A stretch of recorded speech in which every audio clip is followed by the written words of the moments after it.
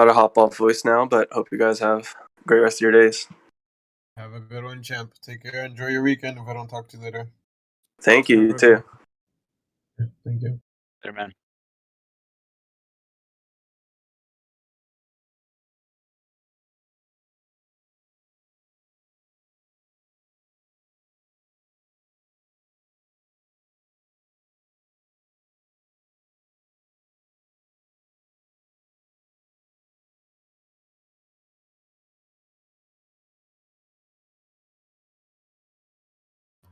I'm back.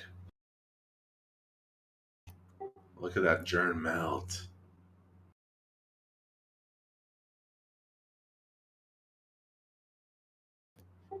Kind of bummed I didn't hold on to that, but whatever.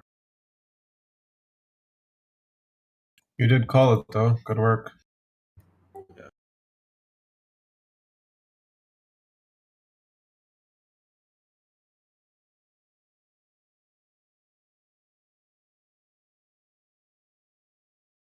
CLNE melt 2. CLNE is at a trend line right here if we don't hold over this.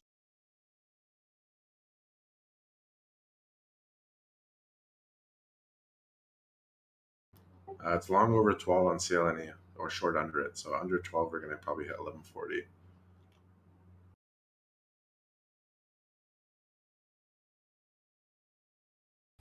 Why is TRCH moving again? It's crazy. Because Blanco shorting it with K-Banks. I don't know.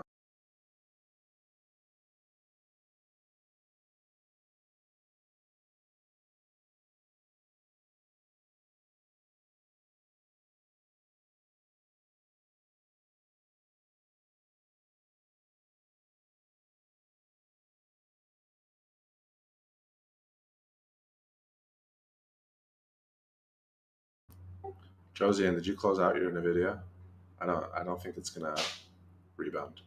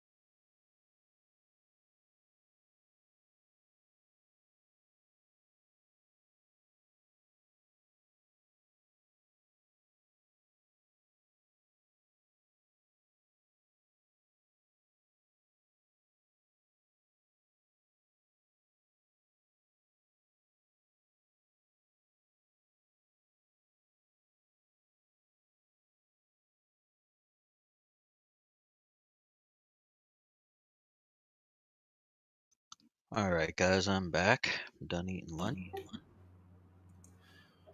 Hey, Go on. good.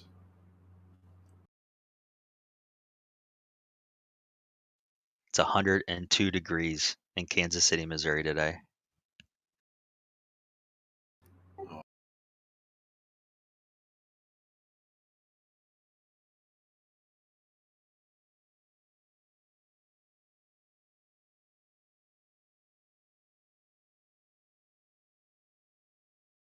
Quad witching is not living up to the hype.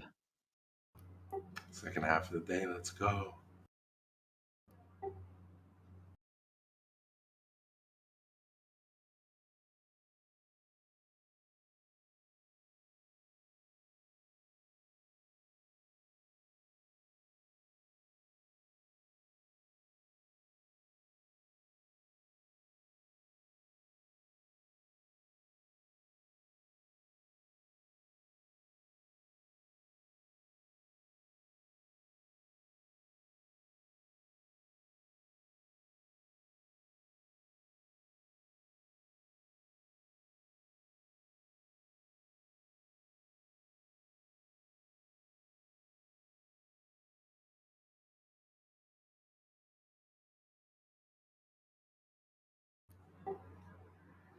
Hey, Tate, between you and me, do we think Jordan's gonna pop here?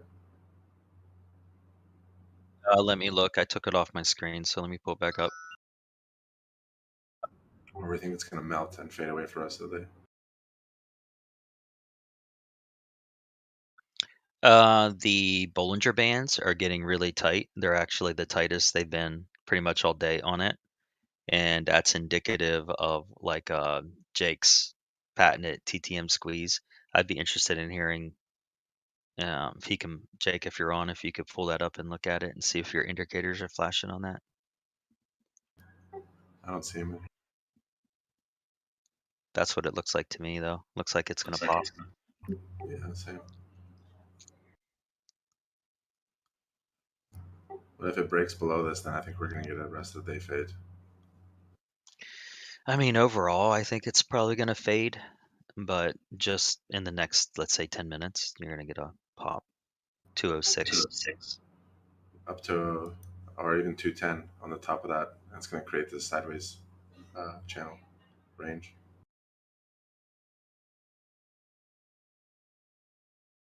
Bro, look at your TRCH, bro. Now I'm watching it. What? Yeah. Okay. I guess when you do an at the money offering, your stock goes up.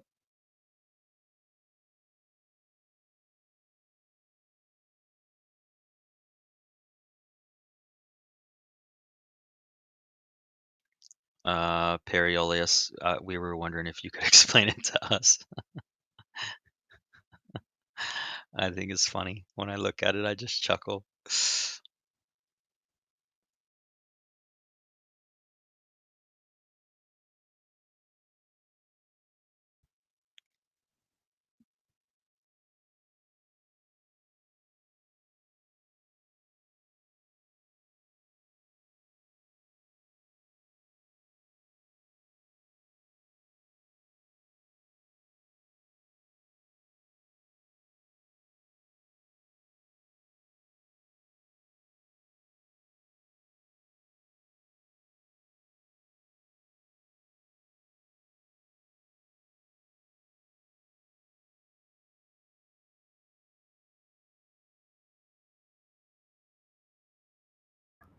Workhorse is trying to hold. GRN didn't hold, so it looks like it's coming down. It's trying to hold this 195.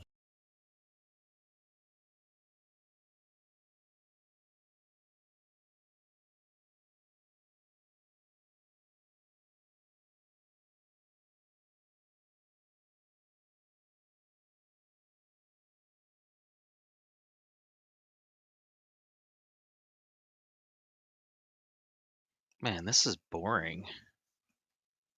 I know. I mean, it's good for scalping. I mean, everything's moving and then playing a small pattern and then moving. So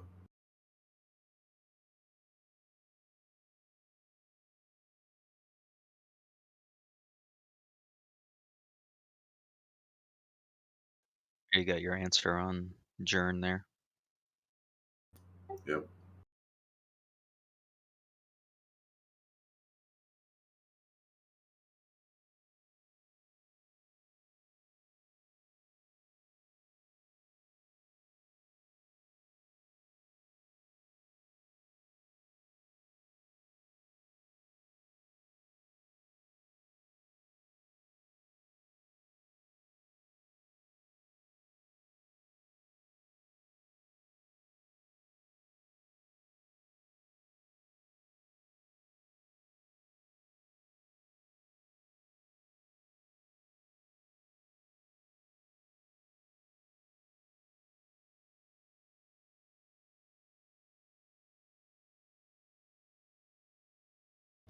AMC is trying to pop.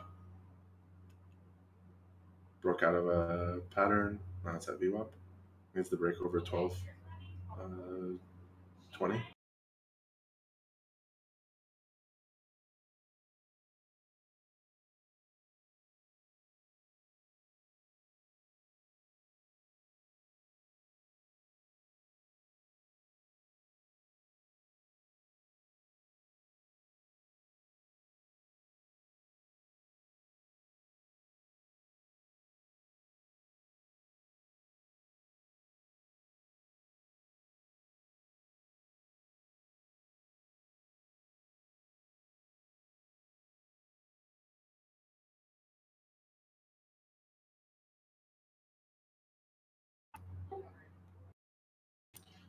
Inverse head shoulders possibly forming on CLNE.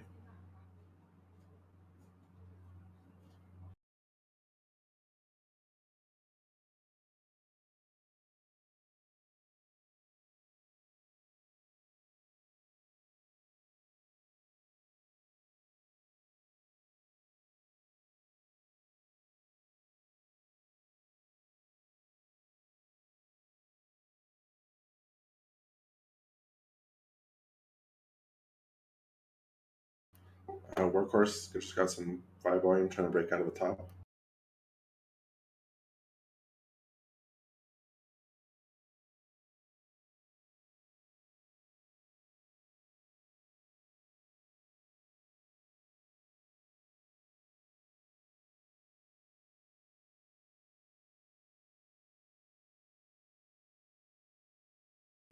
You could probably short Workhorse here back down to 15.10, so 15 cents. Set your stop right above this top, and then play this sideways range. Toss doesn't have shares. I know it's a short. Yeah, I just tried it. Me too. Yeah, you see what I see. I see the same thing. That's why I love trading TJ. I hit tried to smack the bid and it gave me the rejected shares not available.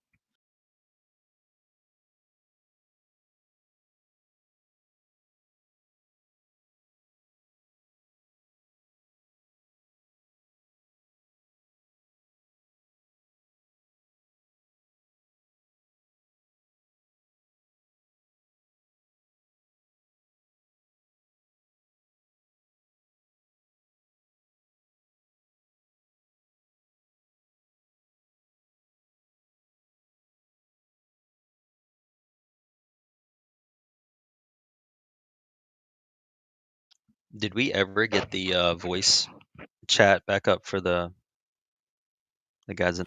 No, I think they're waiting on TJ Oh, okay. to fix it. So it's just us then.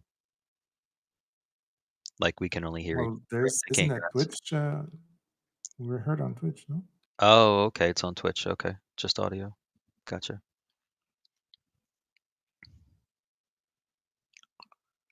I would say CLNE, if we don't break over the short under 12.15, back down to 12. And guys, the market's moving sideways, so anything we call out now is really just for 5 to 20 to 30 cents in these ranges. So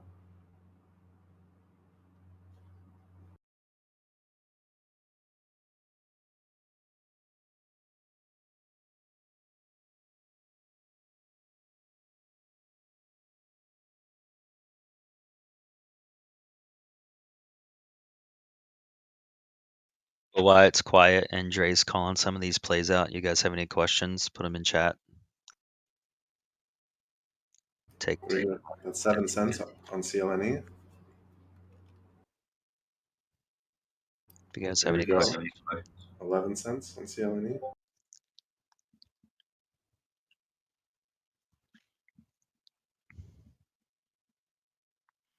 So, Dre, should I take profit here? I mean, if you're scalping it, yeah. I mean, depends. I'm just teasing. I'm not in the play. I'm not even looking at the chart. No. You're a bitch. Smack. Fuck you, Dre. Yeah. Our stream's not working, right? So all good. We could talk our shit. I think CLNE wants to pop. It's holding this head and shoulders, inverse head and shoulders. So look for a 12.15 break with heavy volume, push up to 12.25 here.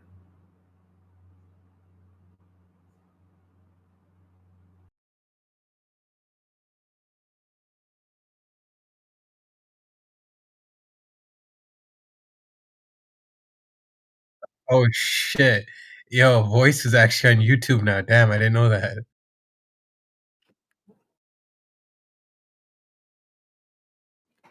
So, voice like normal, like voice and video?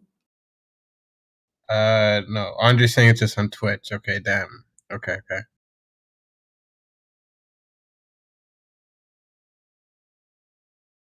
Focus, bro, focus. Yes, sir. I'm doing the course at the same time. Nothing's really moving, so Oh yeah. yeah. Probably in the last hour and a half. YouTube is working. Oh, it's working? Like YouTube? Alright, I have to see it with my own eyes. Okay, yeah, they're saying YouTube's working. Okay, yeah. Shit. Okay.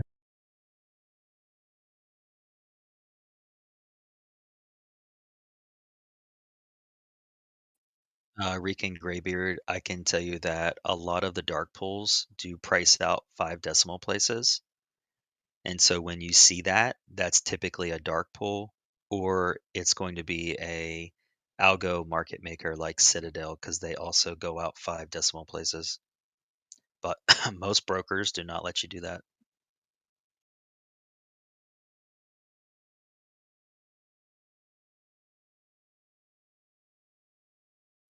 Yep, like the ones on SNDL. Exactly. You'll find like they'll have, let's see here, how many decimals? 1, 2, 3, 4. I think we can go out, what, 4 decimal places on a stock like that because it's under $1. But over $1, you can only go down to 2 decimal places on your level 2 on toss anyway. But most of the dark pools and pretty much all of, I'm just willing to say all of the market making algorithms, they go out 5 decimal places on those.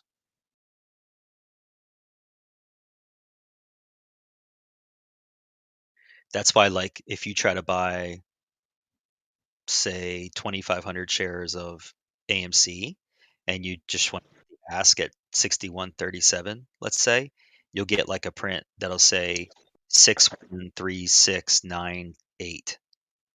That's a Citadel algorithm that's soaking up your liquidity to 1,000ths of a penny below the ask.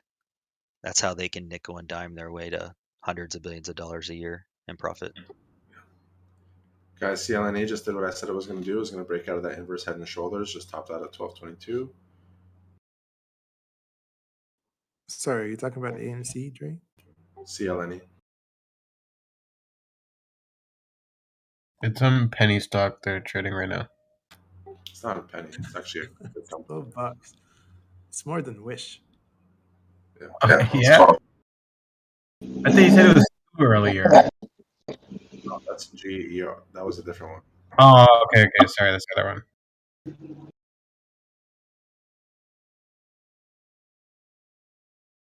Lots of volume. Just Oh man, Clove is so attractive for like a YOLO call play.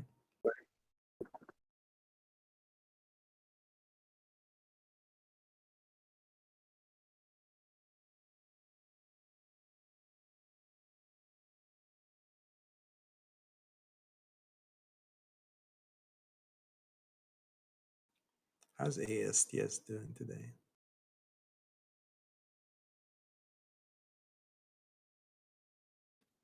Yeah.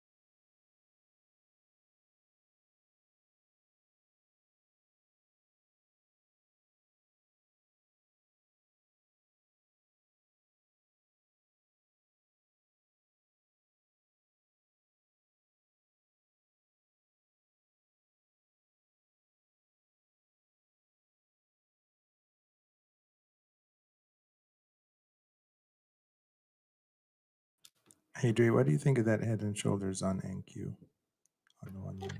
Let's see.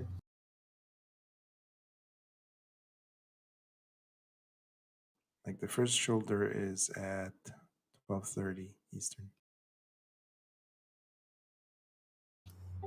No, it's not pretty. Come again? Well, I would say, well, I actually, would say, well, actually, if you if you start the shoulder at start the shoulder at what, 12 to 12 12:45 to 12:45. to 1:30.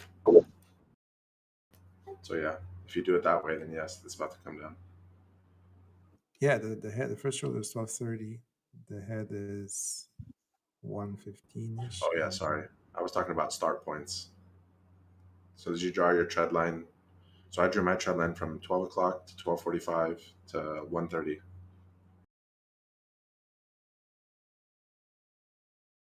No, I drew the trend line from 12 o'clock, 11:55. Yeah, yeah, it's already below that line.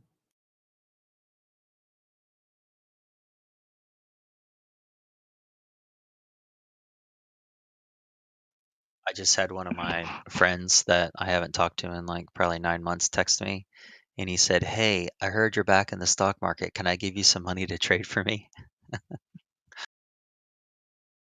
Tell them to wait till you open Oh, the fund. so I said, "Well, hello. Why would I do that? I have my own monies to trade."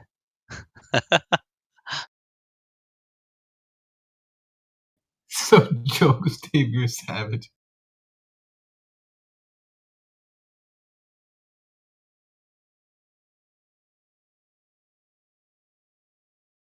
Usually, when you haven't talked to somebody for 9 months, you can start a conversation by like, "Hey, man, how you doing? How's your family? How's your marriage going? How are your kids doing?" Not, "Hey, can you make a bunch of money for me?" Yeah, he's got to work on those communication skills there. No, you come at me I like, thought if he had flashed dollars at you, then you would say, "Oh, I want."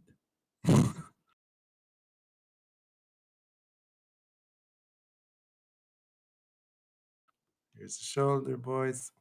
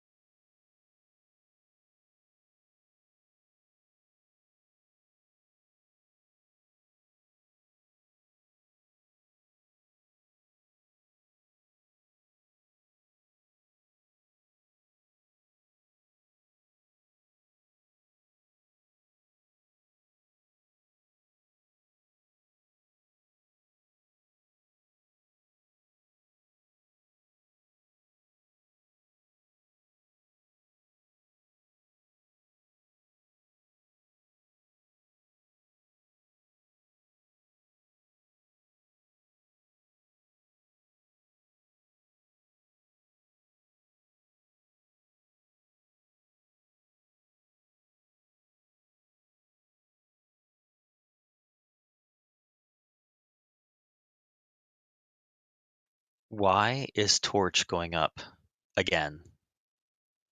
Do we not all come to a tribal meeting and decide that it was a piece of shit and that it needed to die?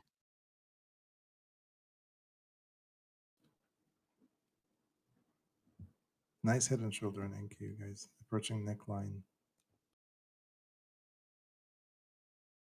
If it's not already below neckline, depending on where you draw it.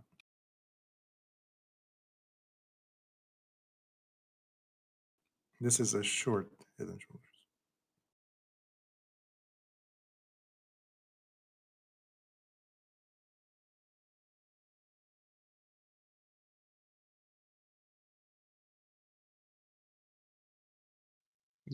You guys can hear me, right? I can hear you. Okay. What was your question? I'm sorry. You Back said why up. would you? No, Torch. TRCH. It just, I don't know. It's just somebody's pumping it again today. You're saying why is it going up? Yeah, there's like no reason for it to go up.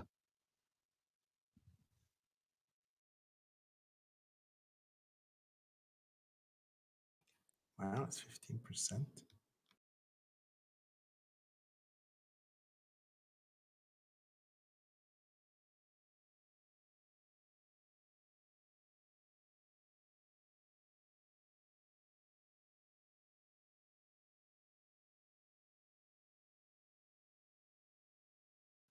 Thank you, Dre, for validating that head and shoulders. Yeah.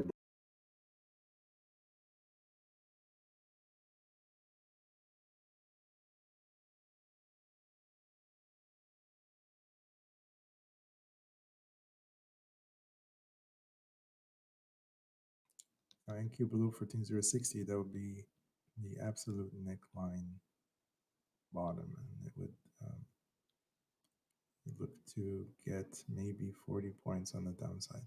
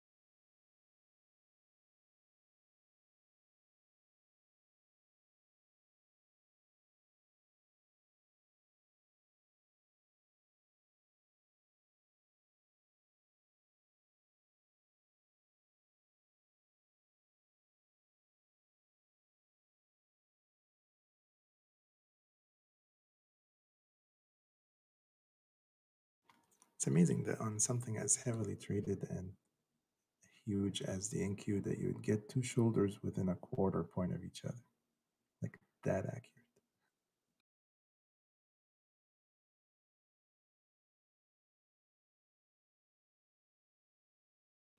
It's like when there's light volume, like algos are trading and they just follow textbook.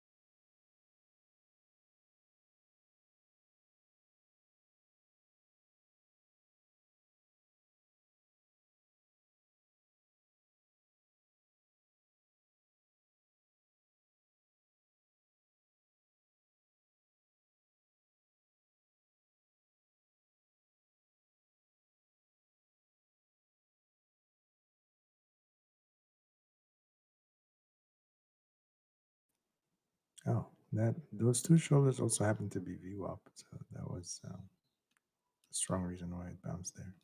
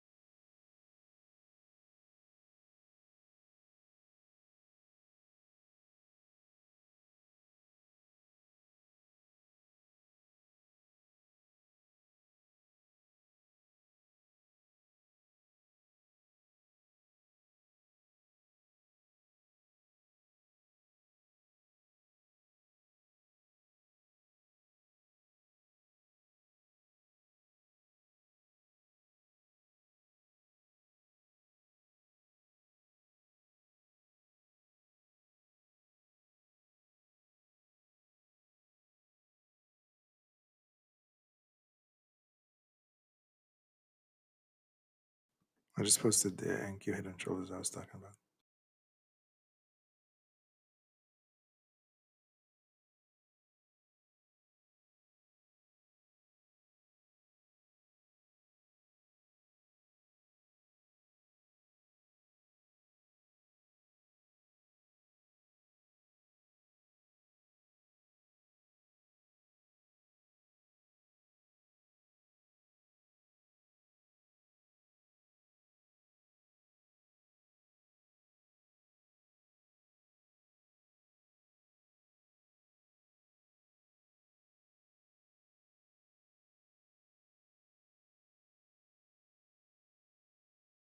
I'll be right back, guys.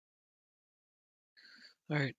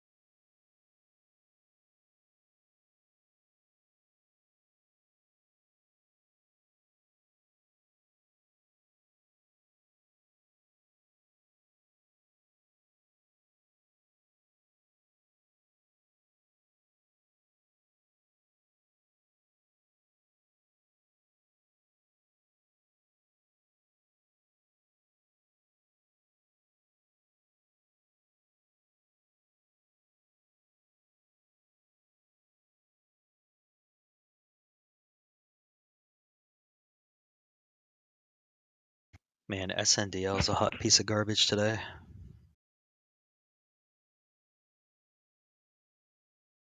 Yes, sir.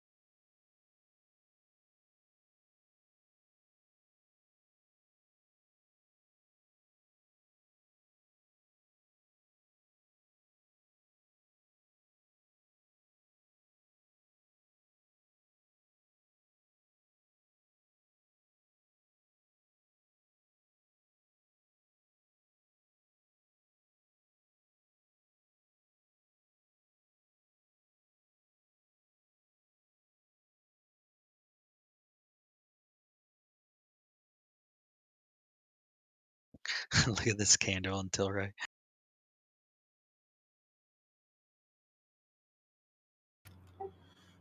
I actually like Tilray for long between 16 and 17. Look at that candle, Jerry. Why did it just come down? Who knows? I think it's funny. That's hilarious. And then right on point, SNDL did the same thing. Here, look. Bro, we should have held that Jern short. 50 cents.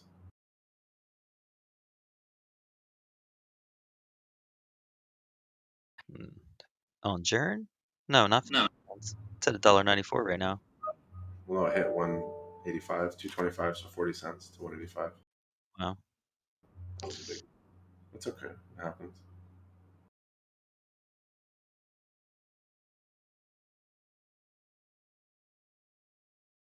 It's trying to break out again.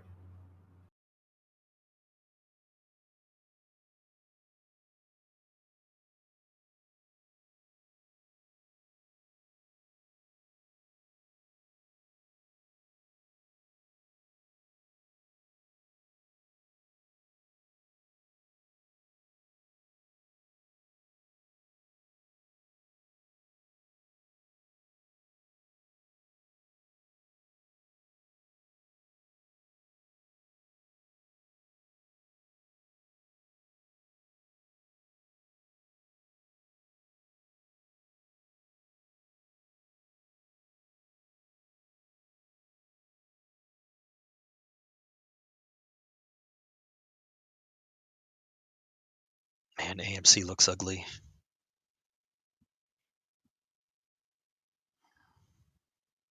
It's going to test that 59.80 level again.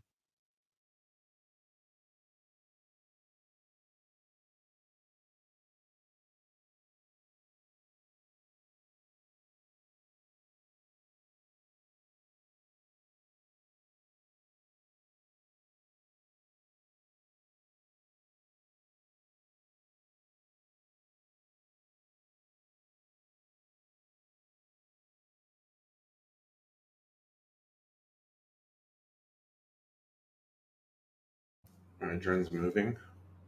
There it goes.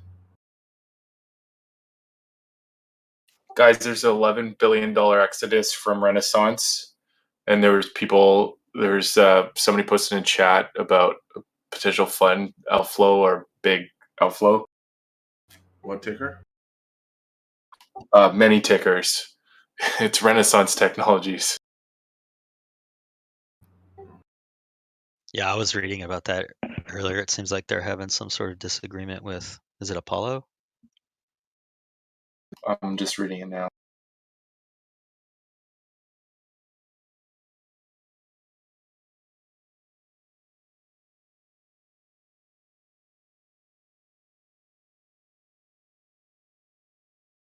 $6 billion withdrawal through June.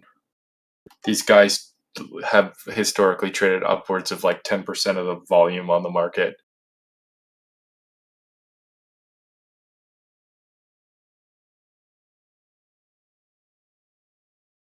Where's the article? It's on my Bloomberg. Let's see if I can post it.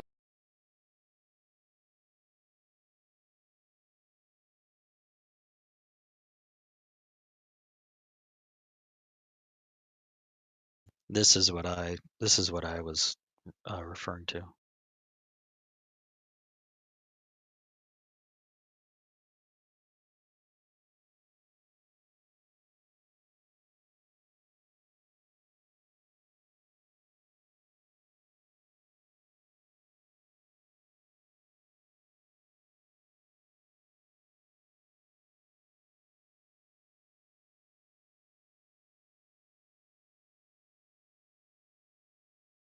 So we have two different articles there. Somebody's been posting because you saw how weird yesterday was, right? People are posting that there's like something going on. There's some drawdown happening somewhere.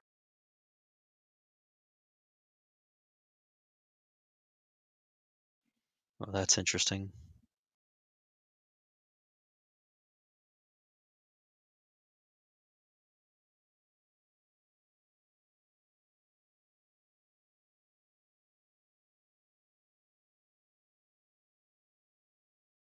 I didn't even realize VIX is up 9% today.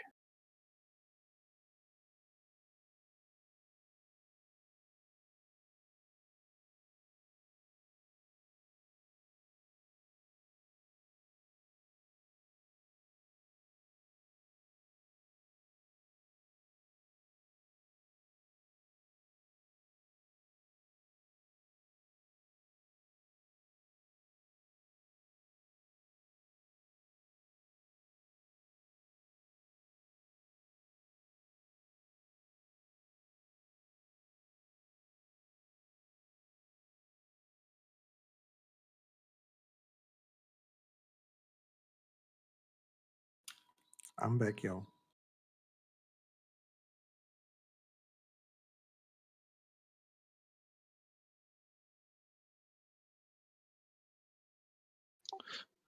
They're a large IPO investor, are they not?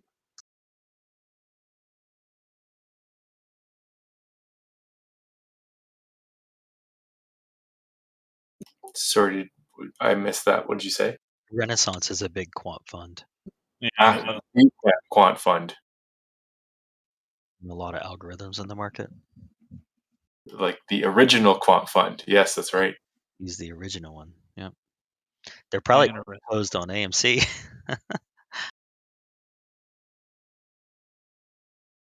So is it renaissancecapital.com, right?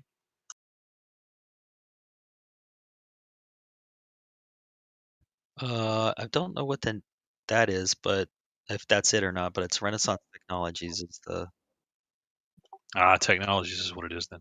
yeah.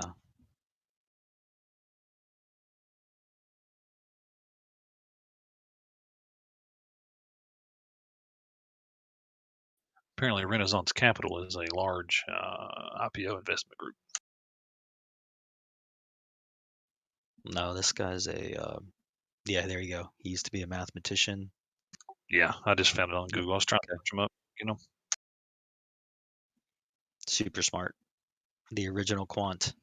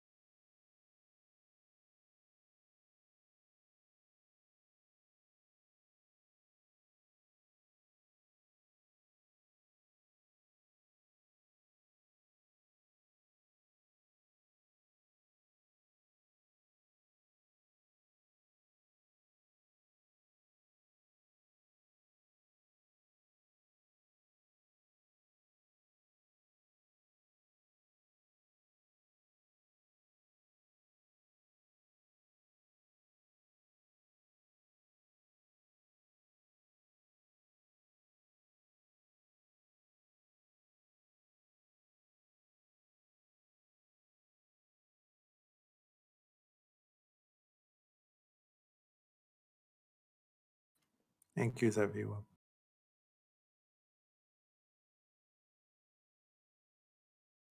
Oh, that Head and Shoulders on NQ was a nice melt. Wait a second, I'm sorry. It's not at VWAP, it's below VWAP. Yeah, I did thank you for it. It was really nice.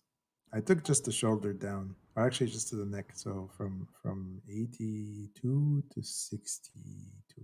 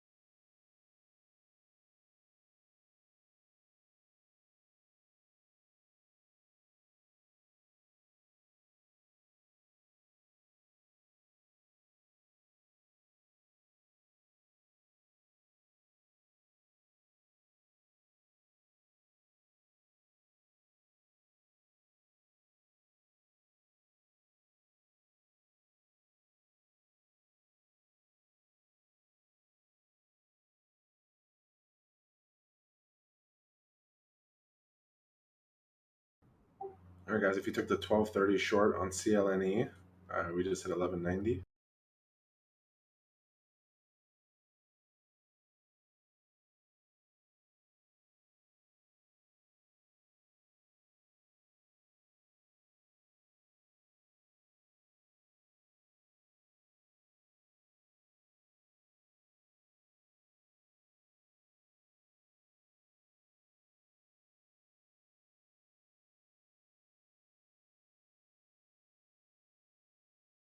Why do people call it inverse Head and Shoulders?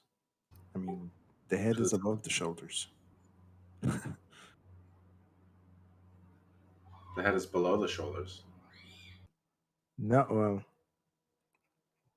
like bio just posted something. It says inverse Head and Shoulders. It's like a Head and Shoulders, but Yeah, that's not an inverse. an upright Head and Shoulders is actually a short Yeah. signal. Yeah, that's not an inverse Head and Shoulders.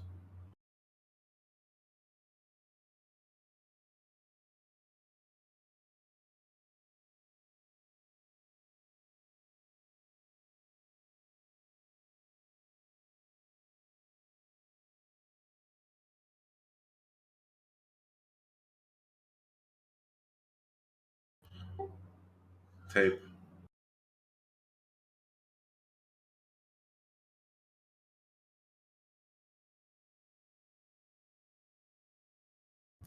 Oh, he just left. I'm looking to short BTX.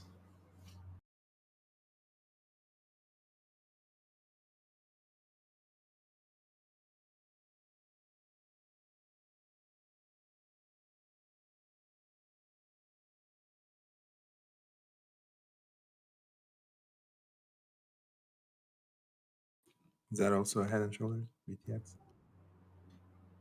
I mean, it's kind of, but it looks like it's curling right now to the downside. So Yeah. I want to see 17 break.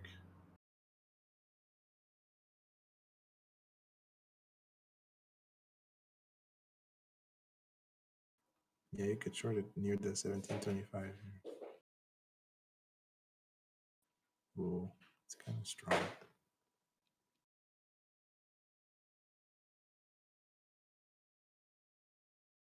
See if we get high day and then I'll reshort it.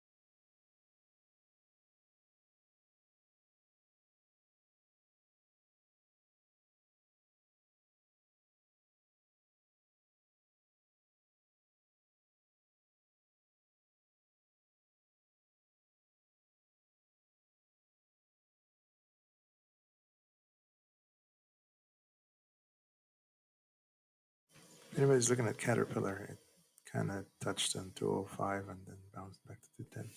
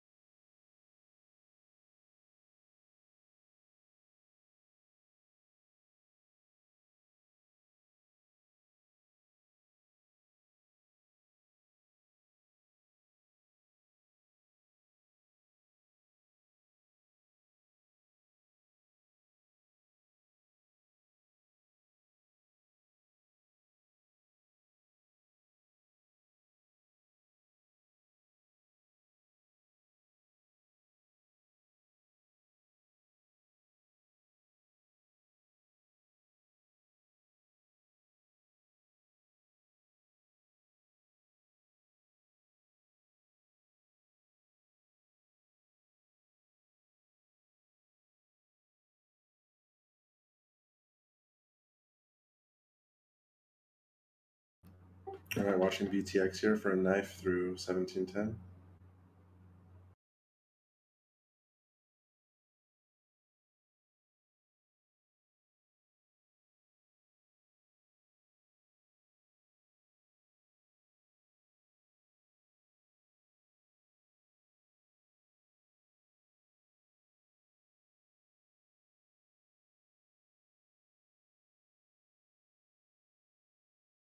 Yo, what's up, guys? I'm back.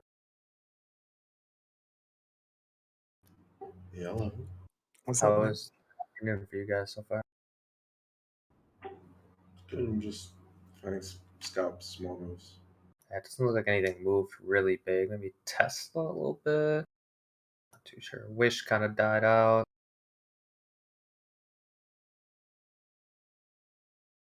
ES has been just chopping around a 10-point range.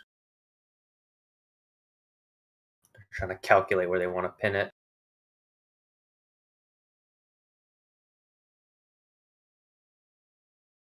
Ribsoft, you win anything? I still have that one contract short on NQ, and I scalped some more shorts on that head and shoulders that happened. The second shoulder was at 140 Eastern. Took that down for 20 points, was 2 more contracts, and then I closed it. But I still have the one short. Yeah, I was long, 41.62 on ES. It hit like 78. I could have taken the profit, but I was really hoping for that break above the 4180s. Didn't get it, so it stopped off like 6 points. But Yeah, I'm surprised it didn't run up. I mean, even though I'm short, it has expected, fought its way back a lot. VWAP held really strong on it. It just kept rejecting off. So I had to do some work, so I couldn't really manage it. So whatever. Yeah, I'm hoping for like an end of day knife. It could be setting up for that.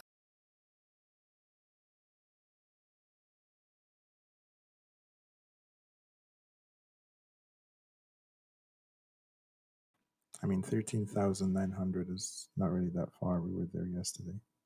Nope, not at all. I think that's kind of right where the FOMC stuff took off. Or it dipped down to that, maybe 13,850s, I think, and then ripped all the way to 14.2, and now we're here. Yeah, but there's a support line that's climbing up. So that line is now at 13.9.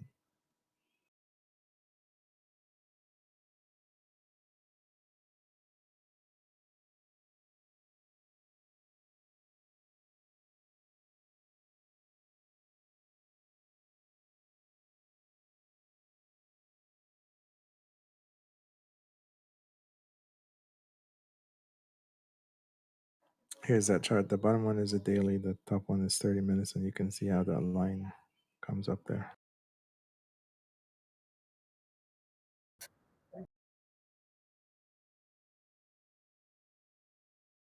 Well, we will see.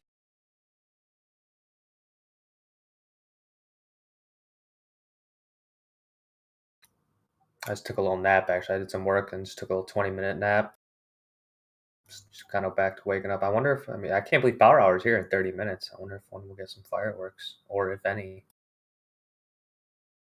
Maybe the pin's already in and this is what they want.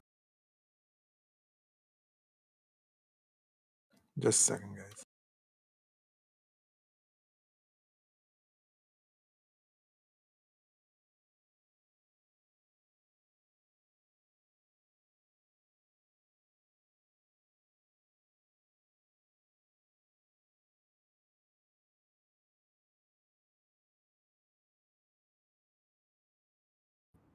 All right, guys, there was the knives through 1710 on BTX. If you took that short with me at 1725,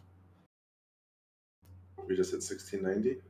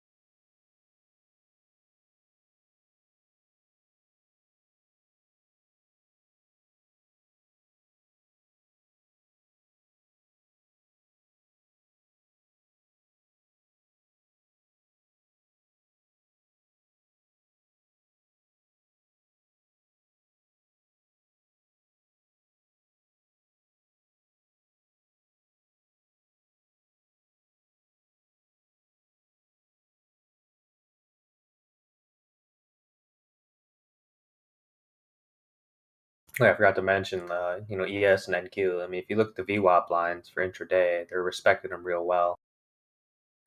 It's probably just being pinned under these levels for now. I said ES to a T damn near rejected off VWAP like 2 or 3 times. All right, guys, there's 45 cents on BTX if you took that short.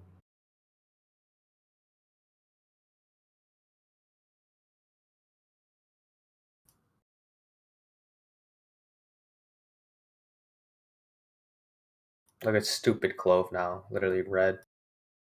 What a terrible ticker. I'm telling you, Clove's being run by like big money 100% right now. I know they run everything, but they're all over Clove. They pop it, make people chase it, sell calls, and then just fade it hard. I'm sure one day it'll hold its gains a little bit better, but it's done this like 3 times where it goes up 5-10% and literally fades to red, which is really obviously terrible. If you go from 10% green to literally red. I'm looking at a short on TAL also, TAL Education Group. A short under 2250. Looking for 30 cents to the downside. Stop at 2260. That's one of those manipulated trash tickers there. Exactly.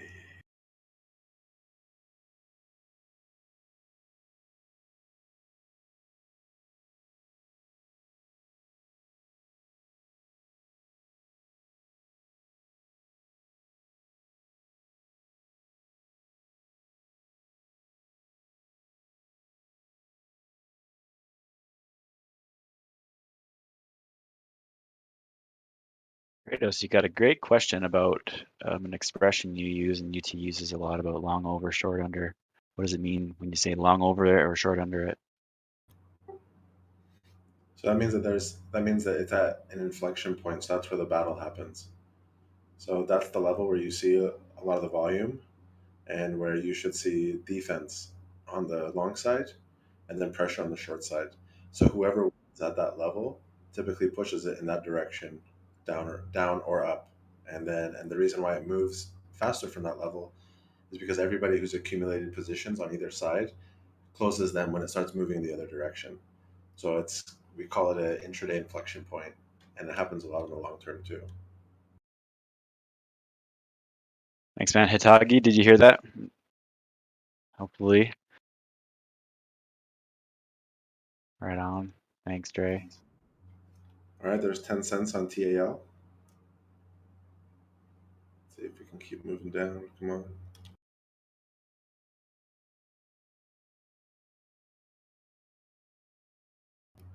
And BTX looks like it's going to melt here pretty soon. If you guys got that short with me at 17.25, we're at 16.90. It also looks like it's curling a little bit, so I'm going to cover a little bit here.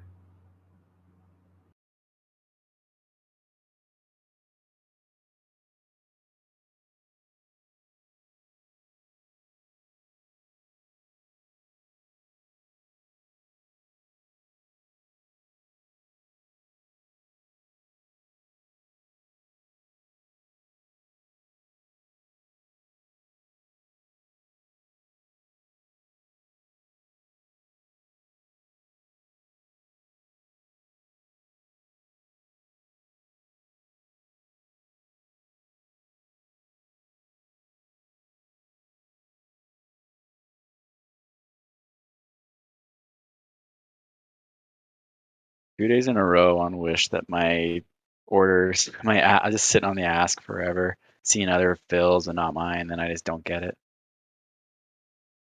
Are the fills above you or on the ask? Well, yesterday they were above me, but today they were at the ask. I was at the ask as well. I was These just are getting. options or Yeah, I was writing some cover calls. I was just writing earlier this morning. I was trying to get the 0 DTE 15 cents because they were getting filled on Wish for the 1250 strike today. So I So was sitting. the spread on or the tick and the options of Wish is 5 cents or a penny or 10 cents or what is it? So the bid and ask are always in 5-cent increments, but the fills are by the penny. But you were on the 15. Yeah. So you The should spread at have the time. been filled. It was 10 by 15, and I was sitting on 15 trying to get So filled. sometimes, see, these are like FIFO, right? So as the exchange receives the orders, if you're like, let's say the asks were 20, and you just thought, what the heck, I'll just put my ask at 15. You lowered the ask. So you're the first in line now. Now people jump on top of that, then they're behind you. The first person that takes your 15 ask is going to be you. Right. You understand? Yep. So maybe you were like deep in the queue. I think that's what it was. There was like, it was showing like thousands just sitting there. Yeah. So it depends on how clever your broker is. Some brokers would actually fight to get you filled at That's that price. that's what I'm noticing now with cover calls. Trying to get in at a really good fill. It pays to be early to try and anticipate the trade. Oh, for sure. I'll be honest. Sometimes I'll just get filled on the bid. Sometimes I just like basically mark it in. I don't really, because I mean I know $5 can matter if you're talking about a lot of contracts, but I've had so many issues with that where I'm just sitting on the ask, and sometimes I'll just take it on the bid. I don't care. Give up a little Yeah. profit, but it's better than not getting it. I think I'm treating it too much like a game. It's like almost like a little win, a little victory if I can get it on the ask. It's definitely better. Yeah. If you're anticipating it, no doubt. I actually did that too. I put some bids on the ask for some wish calls today. I never went up that high, but let's say we did push higher, I definitely would have got filled. But Yeah. But many times I consider that. I say, like, do I really want to wait here for $10 or $5? Exactly. Right. And Which I you don't might think that. want to in some situations, but I guess majority it probably won't matter too much. These Corsair, man, this is unreal. It's moved back down to under 32 now. Yeah, that's I did not expect that. I had some calls for August that were like worth $800. It's only worth like 200 now. I'm still up on them, but I regret not selling them. But it's all good. Never would have anticipated this. Whatever. Well, I'm definitely halfway, well, about 3/4 way into my position on Corsair. So I've been accumulating yesterday and today. What worries me now, it doesn't worry me, but I feel like they might want to bring it under 30 now. I kept thinking they were going to bring it under 30, stop the people out, grab liquidity at like 28, 29s, then make the move. It kind of surprised me that they did it before that, but now they might do that, I guess. I don't know. We'll Which see. I mean, I'll it's got definitely the pick some up phone in line. 28. Now that it's more on people's radar, I think there's been some more retail posting about it. I think a lot are looking to kind of buy the dip here, so we'll see.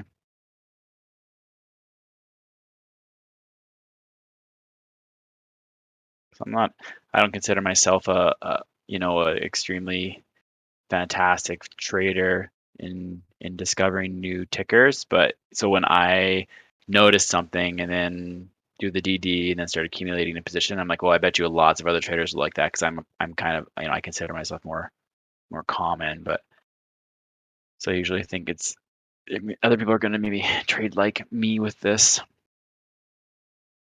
Look at that melt on CLNE.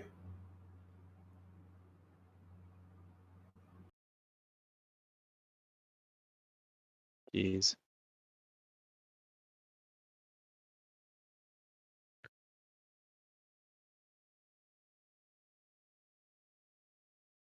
That's a really clean chart today.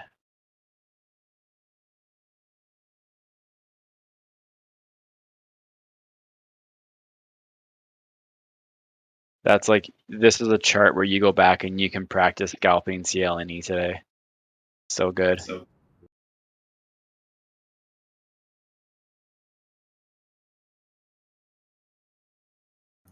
Looks like it's going to come down more. One more knife.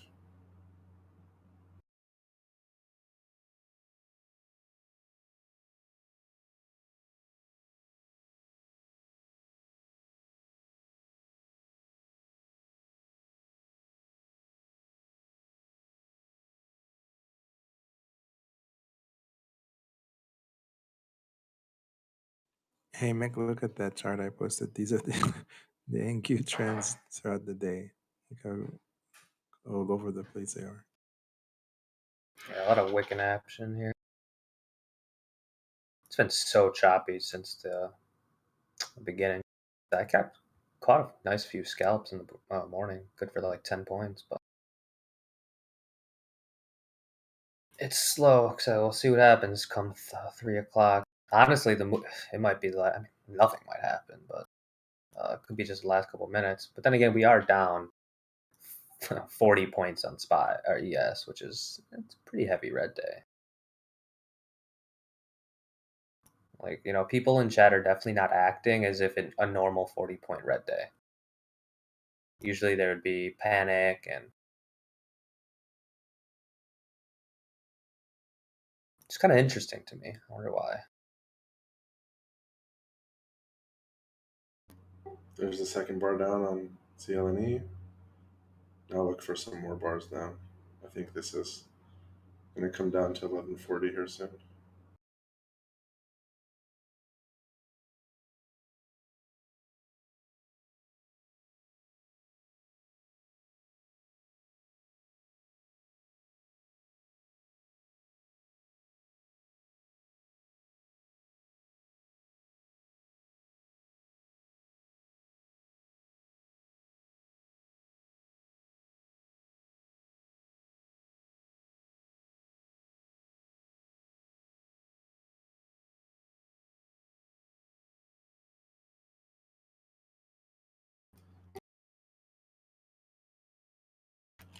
ALF is popping.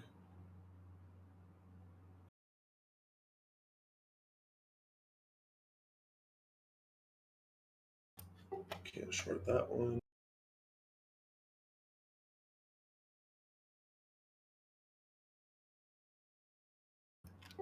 Oh, Roblox just hit 80. I would have called long over 80 right there. Too late.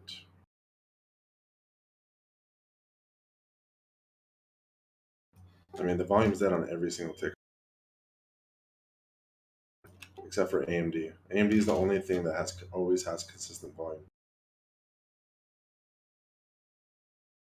Yeah, highest volume tickers today are GERN, AMC, Wish, XLF, SNDL.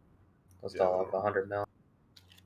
But other than that, not much. That Orf one, jeez Christ, that thing tanked. My God, That a full out scam or what? I don't know. People were. I mean, it pumped from. It went over 1,000% that one day. If anyone remembers, just recently it went from like what I think like $5 to 75. And then tanked really hard, and then went from like 12 to like 28, and then they had like this FDA stuff that was supposed to come out, blah blah blah, and now we're sitting at 750. I just remember people were getting real excited in here. I mean, it did pop 1,000%, which is crazy, but obviously a dangerous ticker when you're down 50%.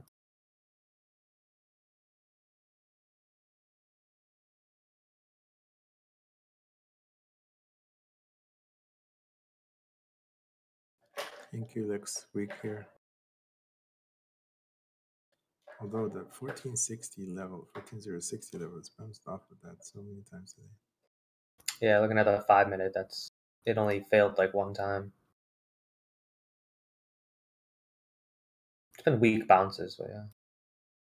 What will it be if we got a good pop on Monday with Wish? With the weeklies now, it's gonna be amazing. Hey, Yeah, guys. excited. It's update. Excited to see how next week plays out after all this option stuff ends. Yeah, me too. Hopefully goes well for us. Once again, I'm considering a Clove. Hey, on that long Wish long. play, is that you, Ollie, that was talking about it? He's not here right now, I don't think, is he? No, it was Strex. I was Okay. just mentioning, yeah, next week, yeah. Okay, so on that play, Shreks, I'm actually bidding so I don't have a position like you do, right? Mhm. The common, but I am bidding the 1250 strikes for next week at 65 cents for 100 contracts. Just because I was thinking the same thing you were thinking, pop on Monday. But we'll see if it gets hit because it's slowly churning down here. You said the 15 strike? 1250, 12. Oh, This one here. for next week, yeah.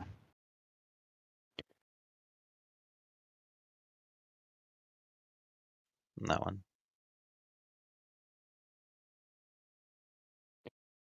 Yeah, 70 by 75. Yeah, I was thinking about it, and I'm like, you know what? I'm willing to put 6,500 in. I mean, the chart looks good for next week.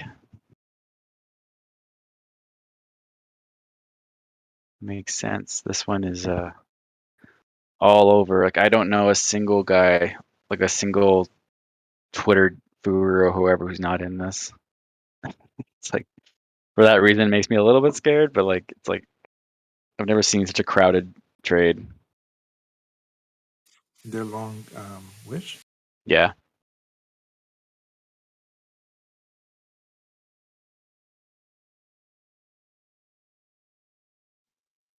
Dance does stop. It's going to be a crowded exit. Yeah, that's for sure. Bear flag on CLNE. I'm looking for a melt to the downside again. If you guys took the 12 short under call out, we did. We're at 1170.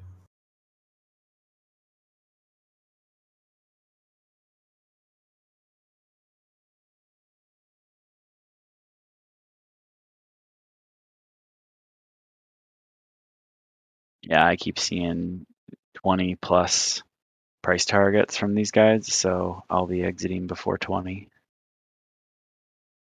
or at 20 if it does go that high. I'm about to just switch and start trading AMD. It's the only thing that has volume. Look at Tesla right here, coming to 620, which is VWAP. Yeah, it's just Tesla's just too expensive. It's not enough. I can't size enough on it to make money. Yeah, I gotcha. That is true.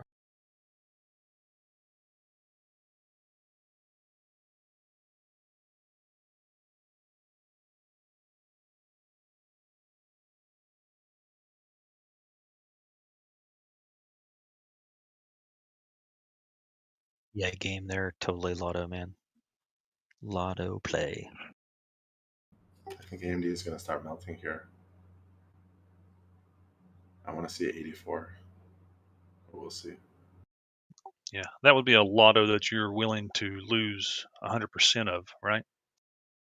I mean, I am willing to lose 100, but it would have to be pretty catastrophic for it to go 100. Like if so, my game plan on that is a Monday pop, Monday, Tuesday pop.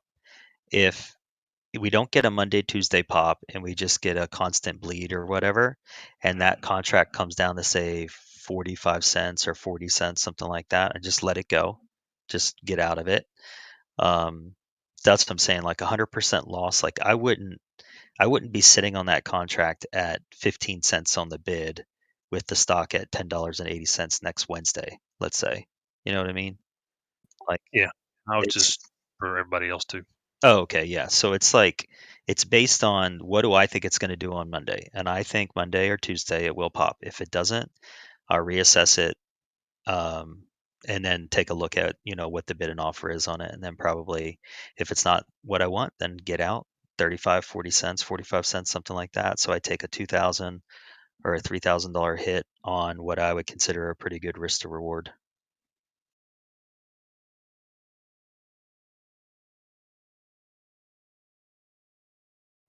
Yep. Thank you. Just kind of explaining it for everybody else listening too. That way they position size for something like that if they're following. You know what I'm saying? Thanks for highlighting that. All right, let's get one more melt here on CLNE, and then we should get a bounce. Yeah, sometimes when I say like I'm doing something, I just assume you guys can like read my brain and the whole reason why I'm making that trade. I should probably do a better job explaining why. There's certain things I'm willing to put more money into on lotto plays than other ones. I really do like the Wish action today, and I do like the fact that it hit 12 4 or 5 times and rejected off of that, and every single time that band got narrower and narrower. Now we are 50 cents off the high, but that just to me, all that means is when it goes back to 12 and it does have enough volume to break, that band, that next like 5-minute bars going up after that break above 12 will be that much more explosive. And if we can get an explosive, move up to the 1250 range, well, then this all of a sudden becomes a very good investment. So I'm going to be a buyer of weakness today going into the close of anything that's 65 cents, 70 Hey, cents. what do you think about a short here on Smith & Wesson? I don't know that ticker. I know what they are, but I don't know that ticker. SWBI. They had earnings recently, or it's coming up soon. I know. Yeah, I would just knife right when I said it. Damn it. Come on. Let's do a double top. Are they up to? Oh yeah, they must have had really good earnings. They're up 20%. Yeah, they. I see 17 here. SWBI. It's called rounding up. All right. Actually just got hit on some of those contracts. K-Bigs loves Smith & Wesson. Yeah, it just kind of knifed there pretty hard.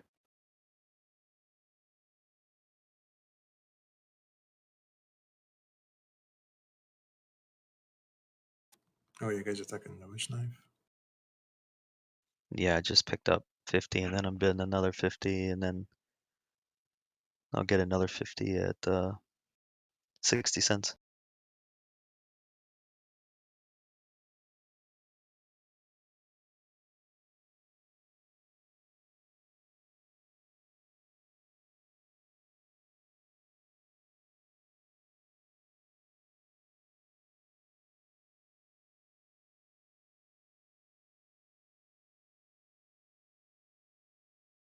I've been watching Apple all day. I'm wondering if they bring this thing under 130. Just looking at levels, like psychological levels or major levels that they might want to pin. Tesla 620s could be an interesting one. All I know is that if they bring Wish under 11 and close it right under, the entire market's rigged for sure. But I'm okay with that. It's just that is my proof. I mean, I've already seen enough proof, but Yeah. that will be the absolute cherry on top. They have so at the 1250 strike, they have 57,000 contracts they're going to burn, and then they have 16,000 at the 11 that they could try to go after. They're not going to get the 10s. 37,000 at 10.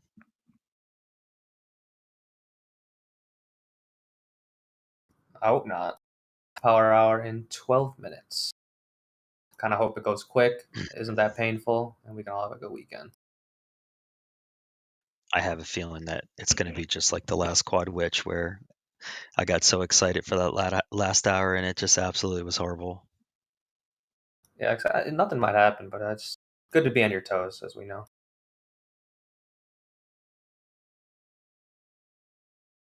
They've been lulling us to sleep the past couple hours. So.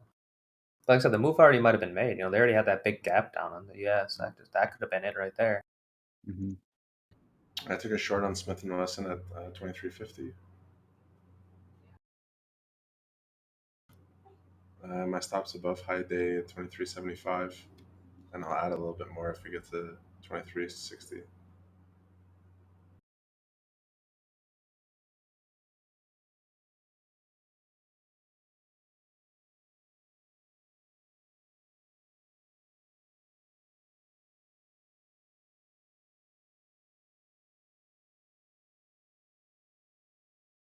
If I kind of feel like Wish is going to come back down to that trend line one more time.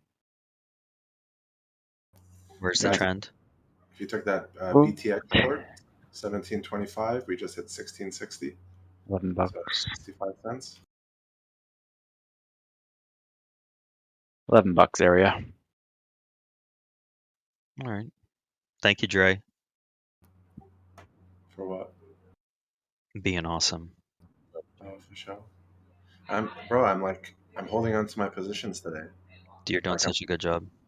I'm not like afraid. I'm like, hey, you know what? The chart's telling me it's coming down. Like, let it come down and I set my stop, and I look away from the chart and I just let it do its thing. And if it hits my stop, whatever, but I let There you go. I'm not worried about it. Be robotic and mechanical about it. That's all you got to do. And I've been moving my stops down to, like for CLNE, I kept moving it down to the high of the previous candle. And so if it broke over it, then I would close out a portion. But there's 10 cents there on Smith & Wesson. Looks like we're getting a little mini head and shoulders. So as long as we don't break over 23.50 here on these next two bars, we should see it come down to 23.25.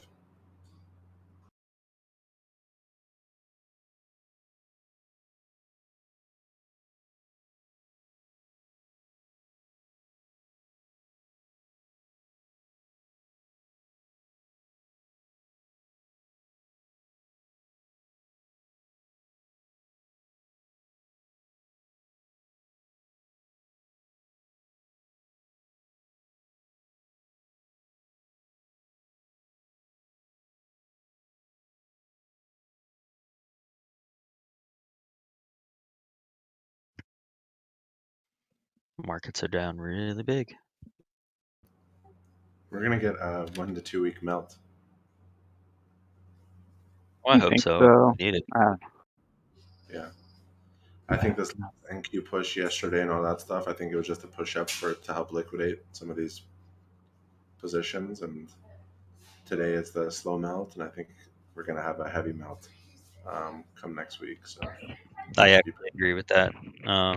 I had some friends I put some hedges or helped get some hedges on their portfolios the last couple of days because of that same exact reason. Yep. All right, guys, there's 20 cents on Smith & Wesson if you took that short with me. And I think we're going to come down here a little bit further. Oh, there we go. There's a little mini knife. 23.25, exactly where we called it. So 25 cents on that short scalp. It's going to try to hold here. If we break AMC. we're going to see AMC low of the day. If you are long AMC and have not sold calls, the train is about to leave the station. AMC is about to knife. Yeah. Joey Boots, where are you on your AMC? He's not in here. I wonder what happened to Joey Boots. around. It's really busy with work. Pre-market low is 58.65 on AMC, so look for that to hold. Dude, this thing looks. Look at the 10-day.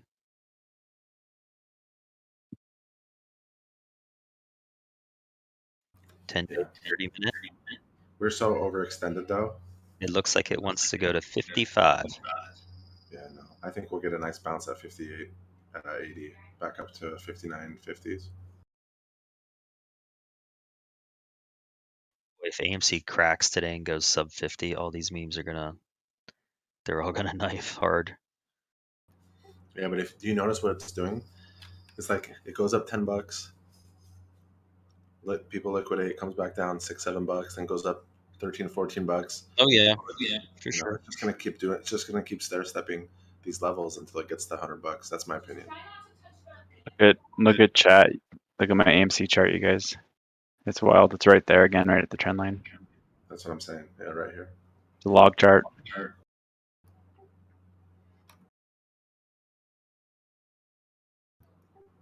All right, so this is pre-market level we're approaching right now. We're about to hit it here. Just hit pre-market low right there. So let's see if we hold pre-market low. If we don't hold pre-market low, this thing's coming down fast. Yeah. I really wanted my 77 dream to come true today. I was like, maybe I am like a prophet. Maybe I am a fortune teller. Look at that buy volume. It's holding pre-market low. Lots of orders just came in. So let's see if it holds right here. I'm just gonna test it out. I'm gonna do 50 curve.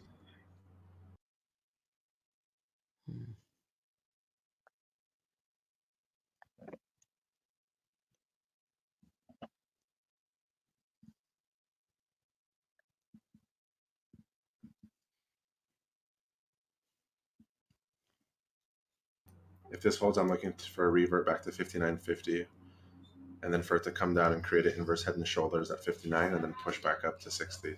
That's what I wanted to do if I'm seeing the chart correctly.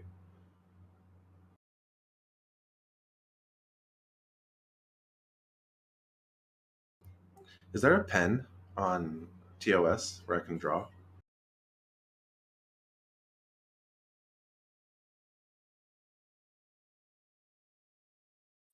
I don't think so.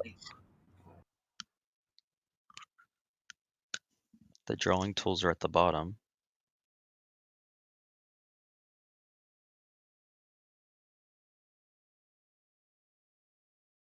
You could always just take a like a black Sharpie and just put it on your screen. Draw trend lines on your screen. I didn't snip it. Sorry, that looks like a dick and balls. My bad.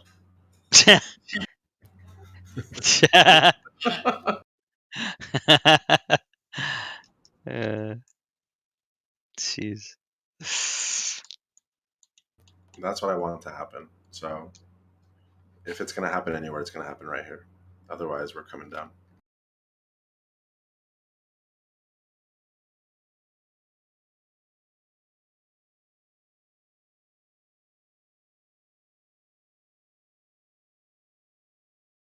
Approaching power hour in 5 minutes. ES is 5-minute you know chart what, looks though? ugly. If we're going to get a power hour push, this is the place for AMC to do its push. So everything happens for a reason.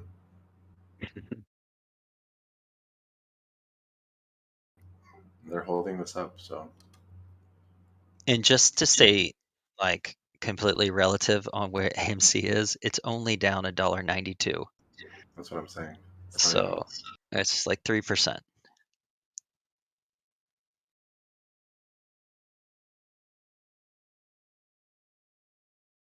Oh, big candle on Wish. Red to Going green to for it. red. I know they're going for 11. I was Yeah. saying that earlier, and once we were at 12, I'm like, oh, maybe we're safe. I don't know why I thought that. Never safe with the crooks around. CLNE's trying to push again.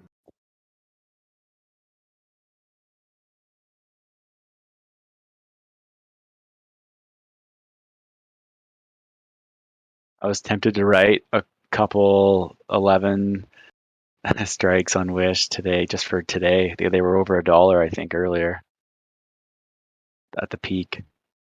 Let me just check. Wow, they're at 25 cents. Yeah, they were $1.15 when I looked. They were. That's right. That was the ask. Yeah, could have been nice. Yeah, I misplayed it too. Big time. Still, it's gonna be patient though. So I gotta let the Unfortunately, I have a plan work come meeting, out. work meeting for Power Hour, but I'll be in the back watching. But hopefully, you guys kill it. Trey, you have a Alright, so meeting yeah. right now? Yeah, You're throwing up. I have to do an interview, so I have no choice. Sick. Tell him you're sick. I can't. I'm hiring for a supervisor, and it's my last interview, so I have to do it. I don't know. Usually, I schedule it for 2 p.m. Just But get I on don't there know. and say, thank you for being on this meeting today. You're hired. See ya. Bye. Yeah.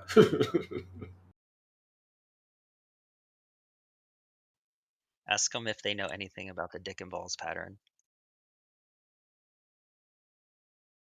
Say, do you know what a inverted head and shoulders is?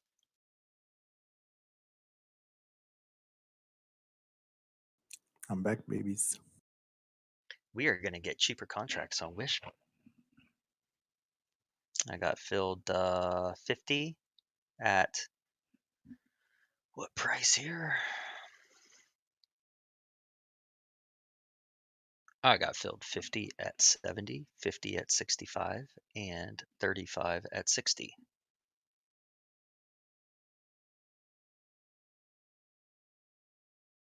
Then I got bids out there for 25 more at 55, 50, and 45. That's probably where I'll stop buying.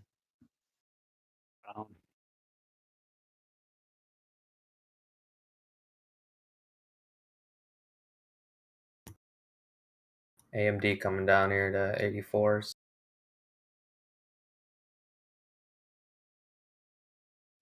A big candle on AMC right here.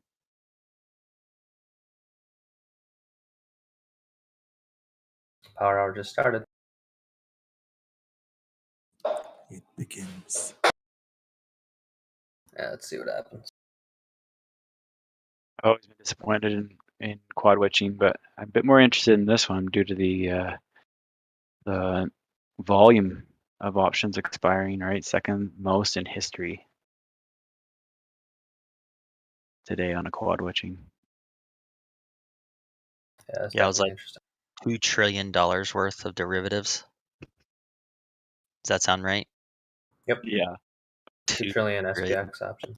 Greetings. Great. How you guys doing? Good, Hey, man. good. You still have those and the ES long? Oh, not anymore. I don't think anyone's ES long right now. No. Let me look on them up. Not at a bad spot if you want to take a risk, but I mean, I'm good. No, I was wondering if you were still holding. 'Cause I know you were holding it long earlier in the day. I was hoping for a good break. I only got 6 points on it. I was up almost 18, or I was up like 16 points. But it's only MES, no big deal. Starting to see some volume pick up on it right now, actually.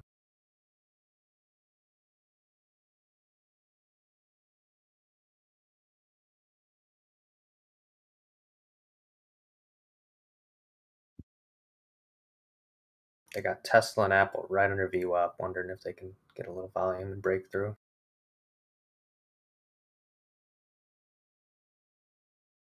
Wish broke under that 1139 support resistance area.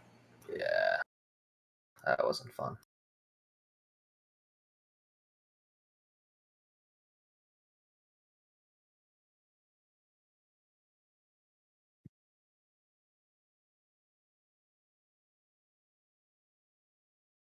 Maybe Wish will hold here and push up because the volume profile looks good as well around this area.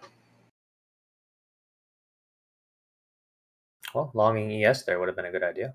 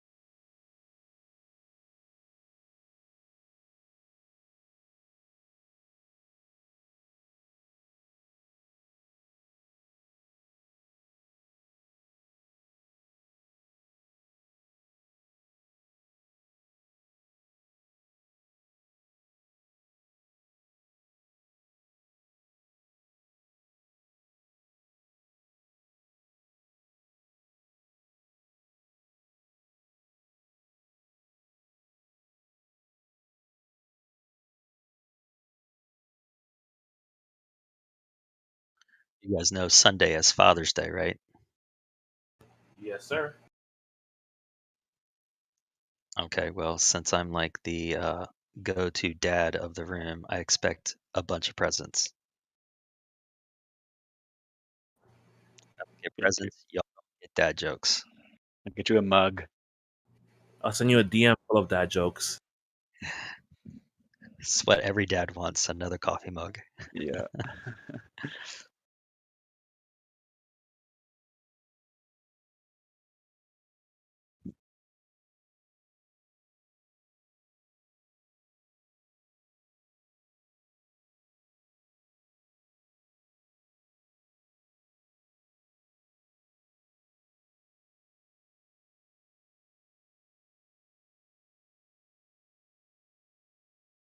All right, I'm longing some Wish right here. 1122.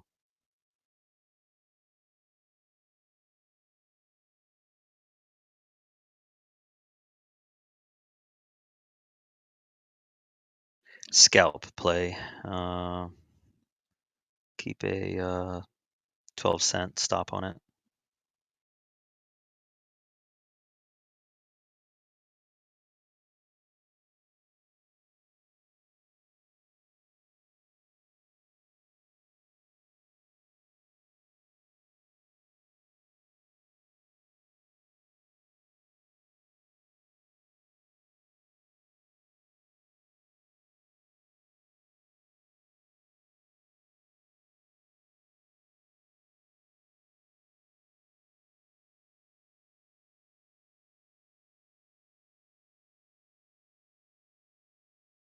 Scrounging for trades right now.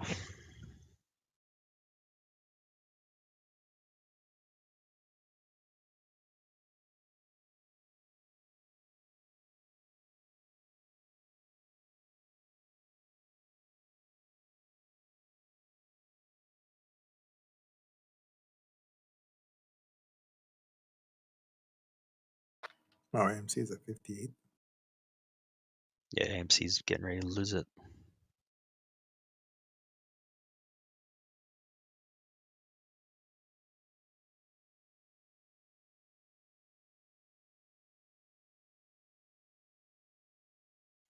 Anyone in here longing AMC that doesn't have covered calls?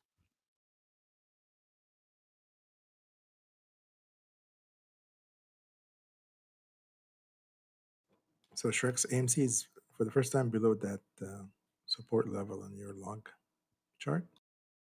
Mhm. Yeah, I'd be out. If I was along right now, I would just be fully out. That's just my trading style. And also, I don't. Wait, I'm not what's swinging. sorry, that chart? Mhm. How long is the bar? I believe I sent the hourly. Yeah, just a 60 then top left, I think. But yeah, it was the hourly. So like, it's Okay, pretty so the nasty. beginning of like early. I think I showed early it from like May or so at the very bottom left.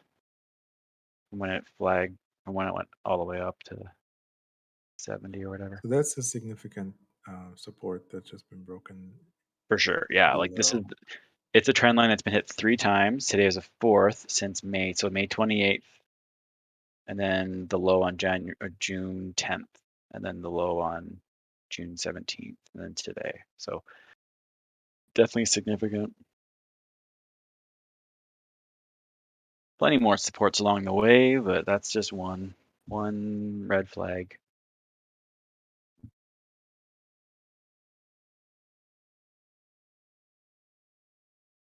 Also, with the volatility today being ramped up, I would put slightly less weight on trend breaks because Monday could just correct that or something, you know. But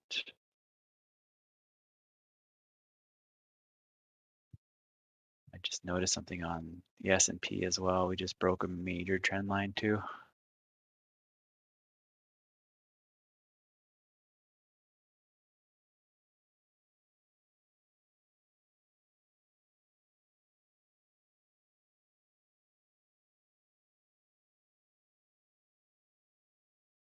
Not much volume yet.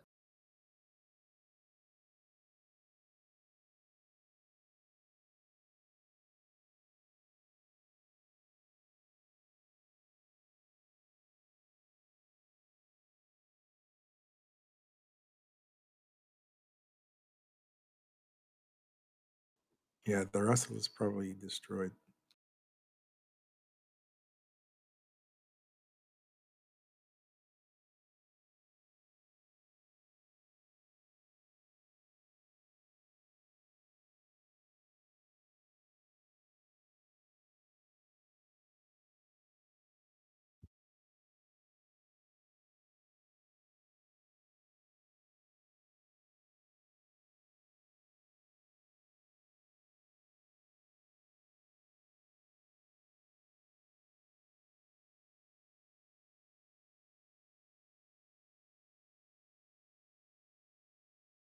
Yeah, I think it's smart to be hedged right now.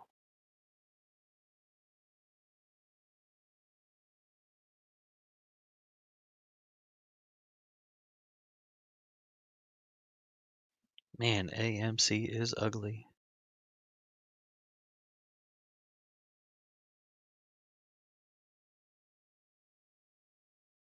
I don't think anybody answered me, but is there anybody long AMC common that doesn't have covered calls that's protecting their downside?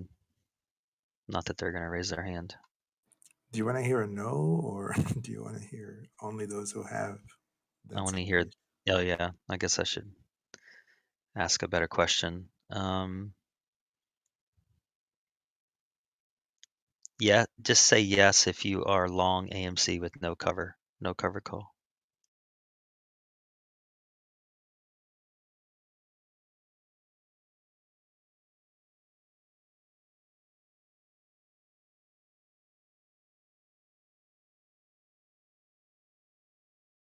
I'm really glad to hear that. You all make me very proud.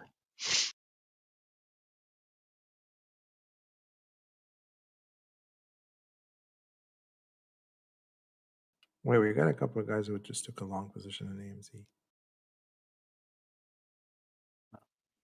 I'm talking about like guys that are long from, like the teens or the 20s that haven't been selling calls against it. Oh, gotcha.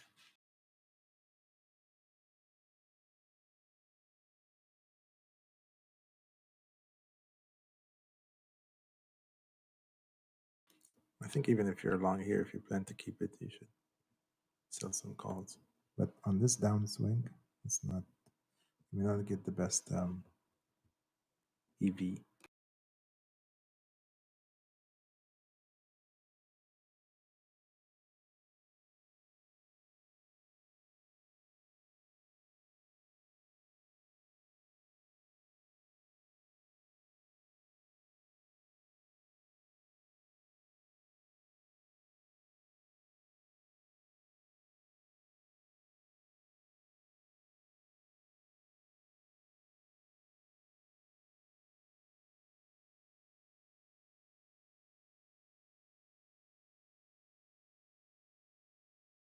Man, I'm surprised I didn't make a new low on ES. Wow. This thing's just doesn't want to die. What day it is? What's going on? Why didn't it? I don't know. Because you didn't short it. They're waiting for you. No, I'm fully hedged. But what is the day? Today is Friday. Friday, June 18th, planet Earth. Today is the day known as Friday. Look at all those contracts that those market makers get to keep all the premium on. Please don't let Wish under 11 though. I just don't want them to get that premium. It's not even because I'm in a position. Just I hate market makers. Yeah, but look at how many. I mean, there's hundreds of thousands right there that are represented on that chain.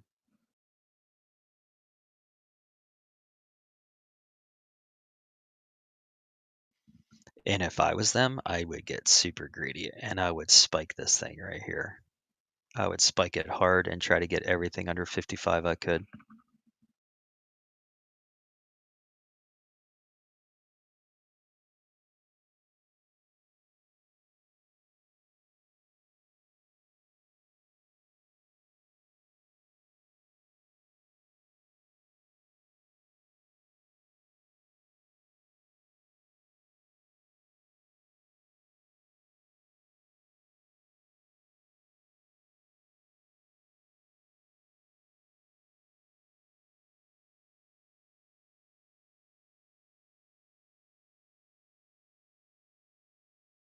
If Monday's a pretty red day, everyone's gonna be like thinking that Michael Burry is this is it, beginning of the end.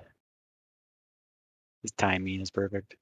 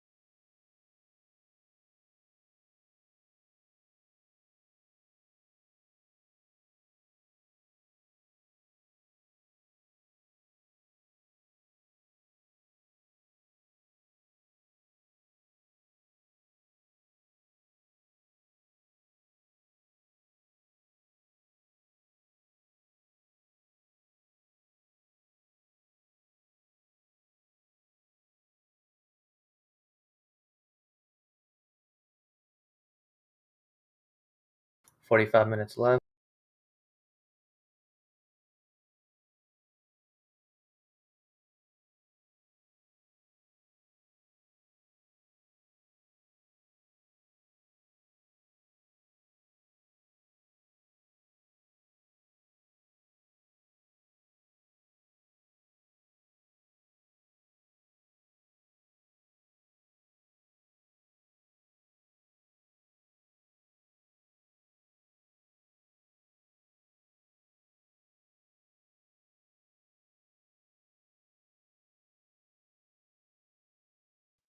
I just got out of my Wish trade because I was so bored watching it, and I made a whopping 3 cents.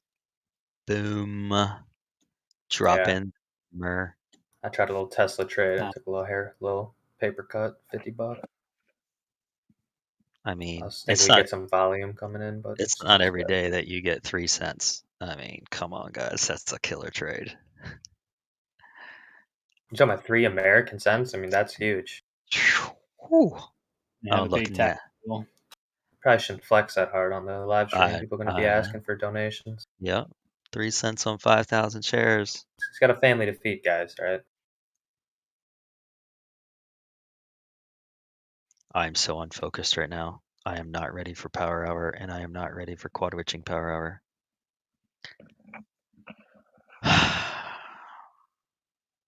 Yeah, I'm kind of unfocused too, to be honest. I should have taken the trade I did. It was stupid. I should have took a nap this afternoon and mentally prepared. I did take a nap. It didn't help for me, but that's just me.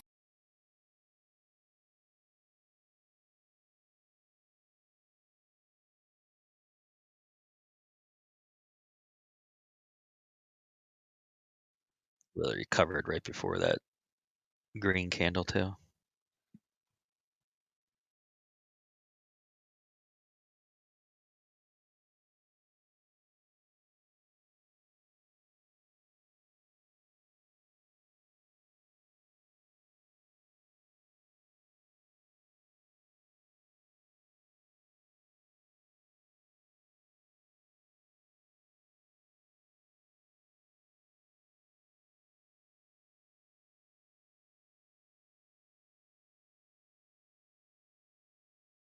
I'm a bit of a DJ. I actually took a long on the ES there at the bottom. That low just didn't want to break. Nice. I mean, it's like I got 41.62, but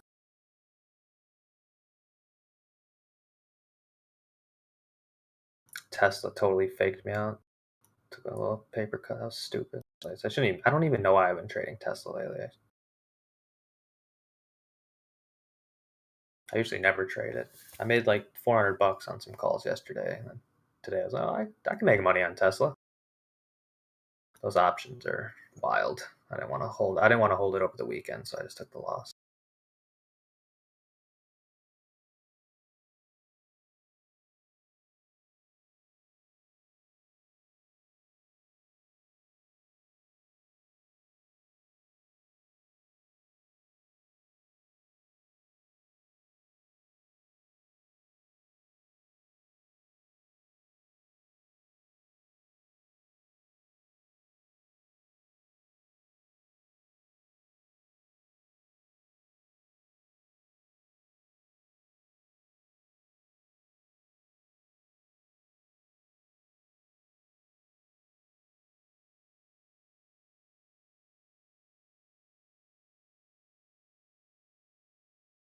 Man, where's Jake when you need him?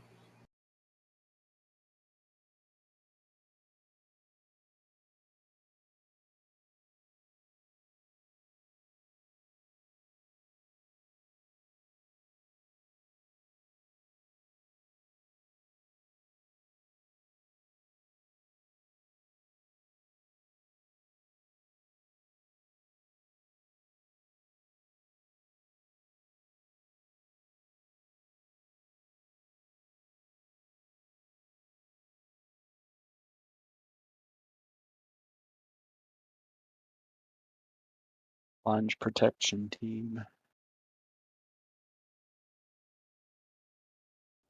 Futures are really going now. Yeah. Yeah, I'm up 10 points here.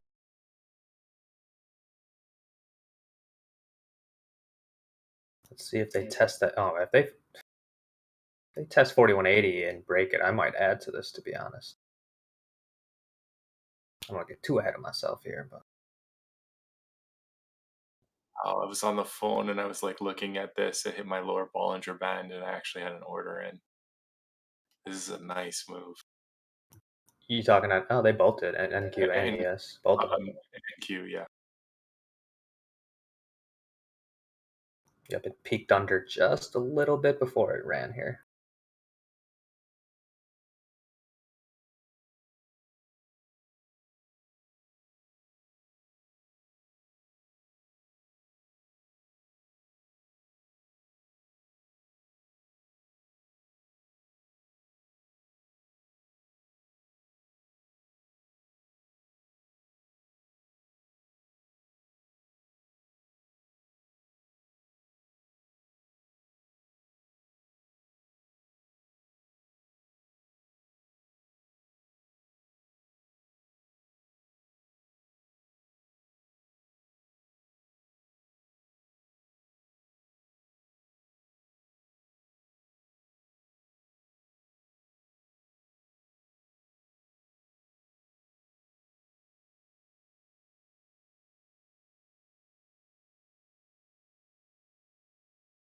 I can't believe Corsair today. It's like its max pain is $35 right now, and it's just been drilling all day. It's just sad, honestly. Well, like Eagle hasn't been the primary seller of all this. All right, I'm out ES there for 10 points. Screw that. I had a great day. I'm done. Yeah, man, that's 10 points. That's good stuff. Yeah, I'm done. Let it do whatever it wants. That stupid Tesla trade I just took a loss on. I'd be up on right now if I held it. Pissed me off. I'm gonna chill the last 30 minutes here, see what we do.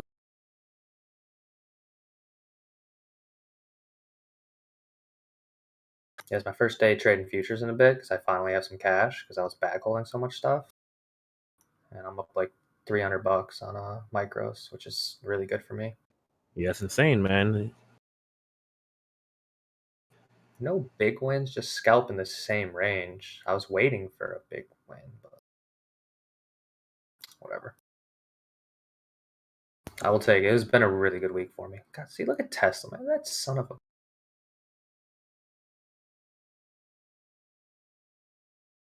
I really wanted to see if I could catch that VWAP break. How many points you make per on MES? I didn't do the math. It's probably like 7 today. Not too good. I like to get at least 10. I mean, who doesn't, right? I mean, it's like I like to win every trade too. Nolan's posted some really good levels earlier, and I traded off those. And I agreed with them too. And I look at my chart. I usually have similar stuff with him, but whenever he posts something, I like to take a look at those areas for sure.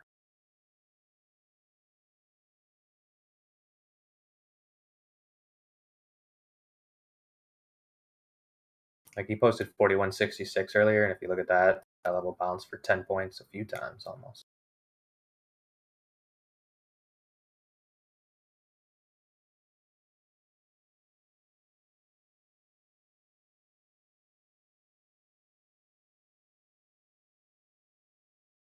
But pretty good. ES already up 13 points from that bottom. Don't let me get FOMO now. No, I'm just kidding. No, I'm just jealous. I can't trade features yet, but hopefully when I do, we can trade them together. Yeah, it's fun. It's fun. It's fun when we all make money together. I love doing that. There's just one day we all caught this really good bottom. It was like 6 of us on voice. We all caught a really good ES, like knife. It's like me, K Biggs, Incubator. And you might have been there. I don't remember exactly who. I just remember those in particular. And it's fun. It's fun. Back in the good old days, 38, 3900s.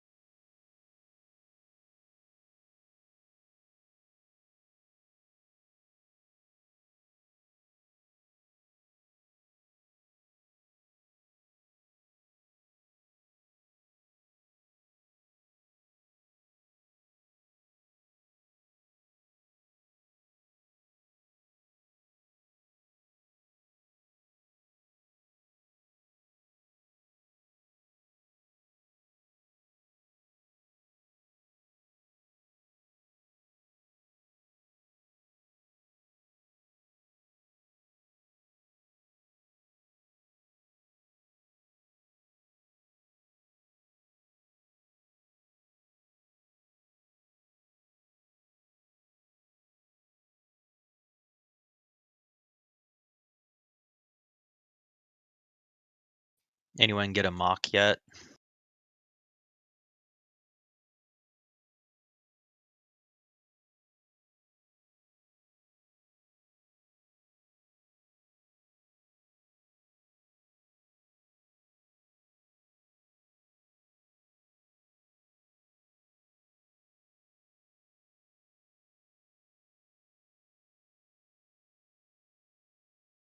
This is actually hilarious. Like Friday power. I don't think I've ever seen ES move this slow ever. And then given the circumstances today, this is just kind of funny to me. Oh my god. Nobody was expecting this. This is from Kashkari's comments. Feds, Kashkari opposed to rate hikes at least through 2023.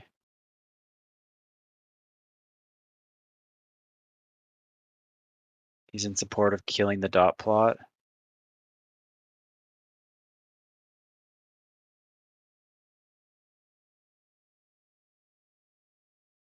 We're seeing some higher impact news headlines right at the time of the reversal on financialjuice.com.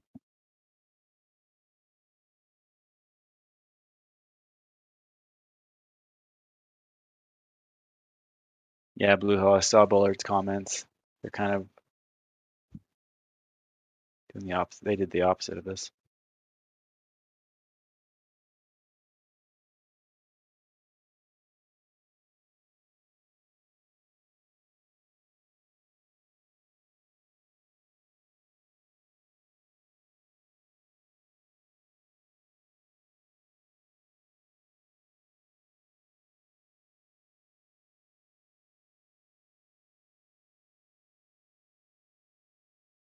Wait, my bad. That they were just saying some stuff now, or Yeah.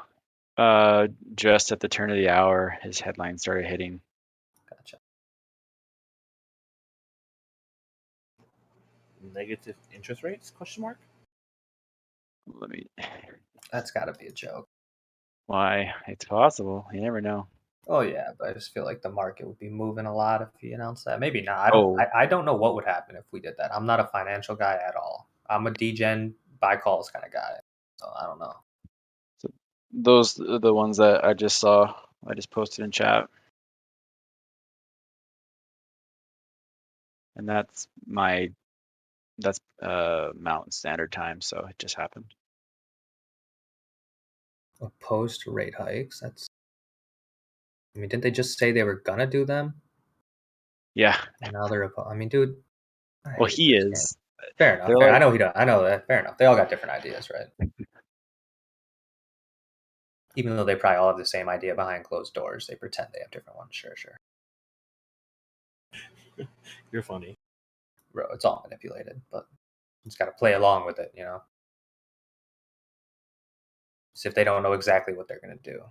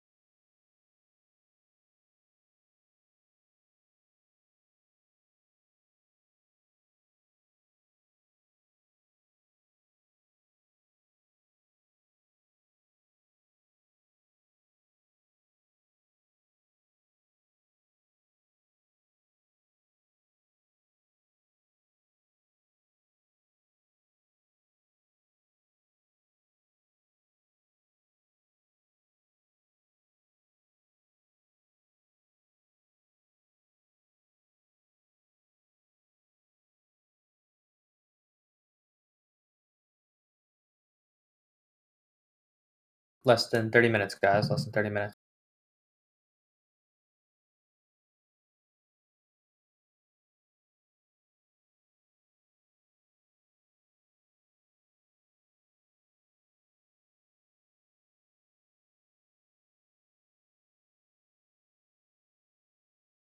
I know it's been kind of boring, but I do think at 350 there might be some fun moves once those algos turn on. And if that doesn't happen, I will shut up for a week.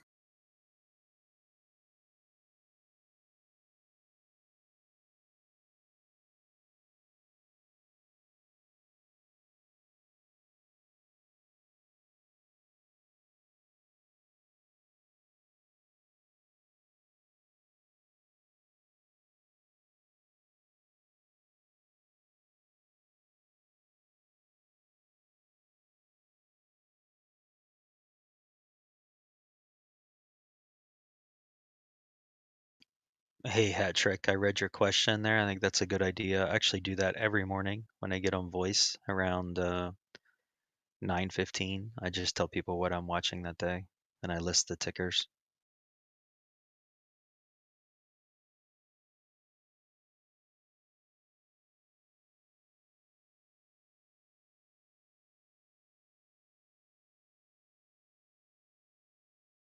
Wait, don't we post like an official list in one of the Yeah, we do. channels? We do. Yeah, I don't know if it we came do. today, though. it did. Yeah, it came My a bit fault late, if but it it was did. there. I was like, someone was asking about it. Yeah, usually Jay-Z does it. And Jay-Z's a really good trader. He's been around for a while. Which I kind of miss him. He hasn't been on voice in a while. Hope he's all right.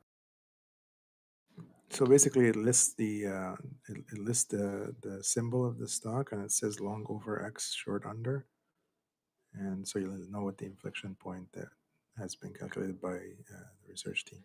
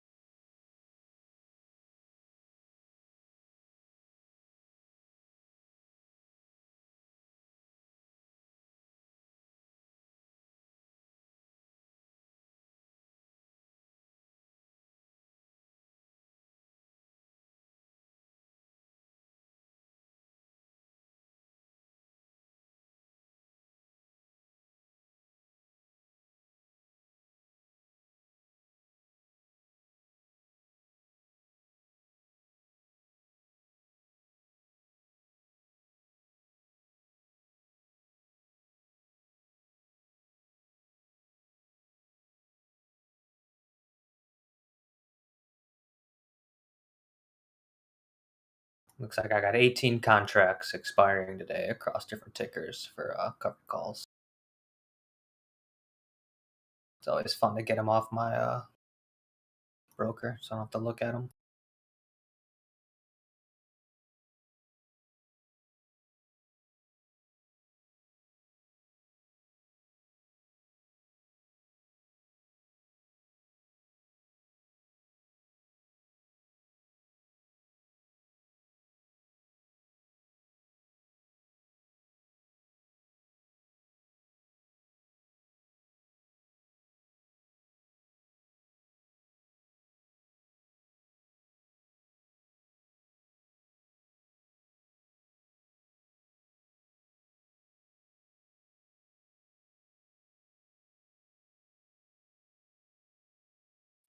Oh, okay. Mock is 563 to the sell side.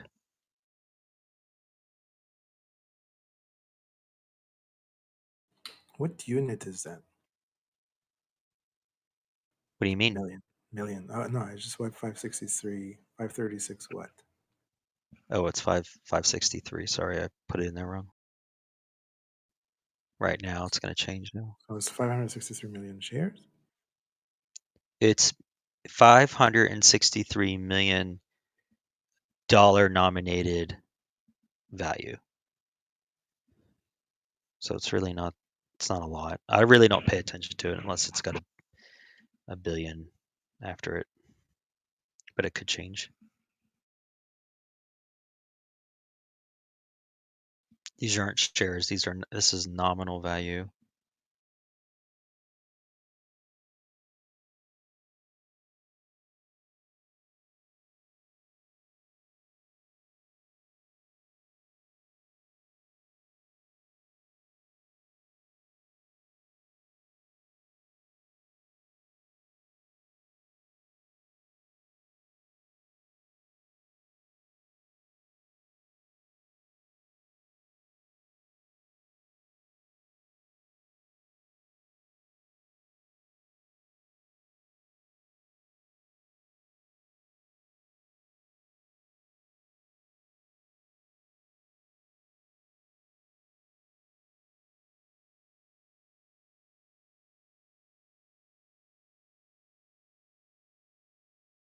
Some quick Google searches for you guys.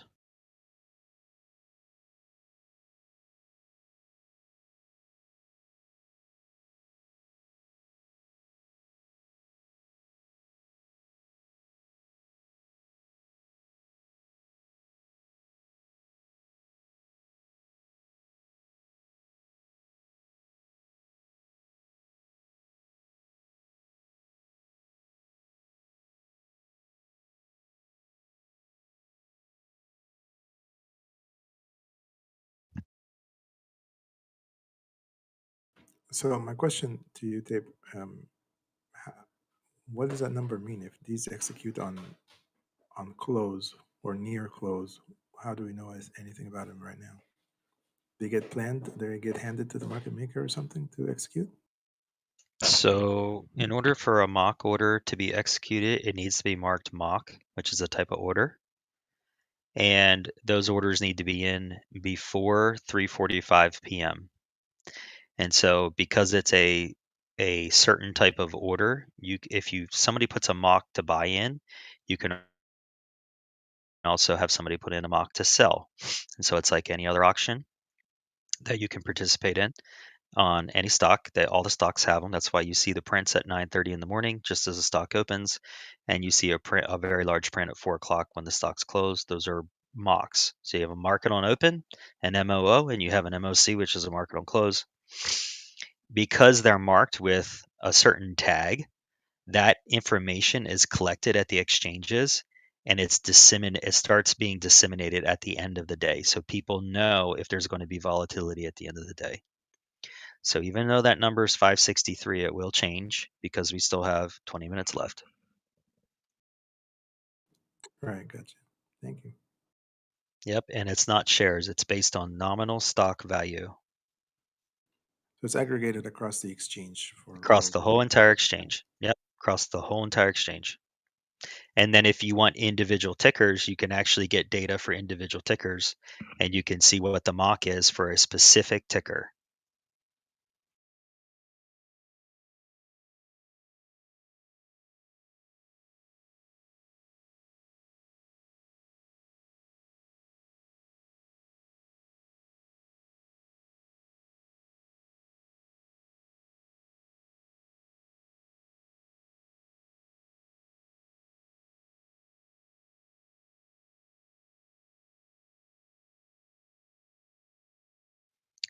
Usually, Pepino, they're institutions. They're just people that don't have trade desks, and they just, do very, very little trades, and they just want to get in and get out without having to worry about the noise of the market. So they just do market on opens and market on closes for their orders. Index guys, not big hedge funds that are actively trading. These guys that like to hold stuff.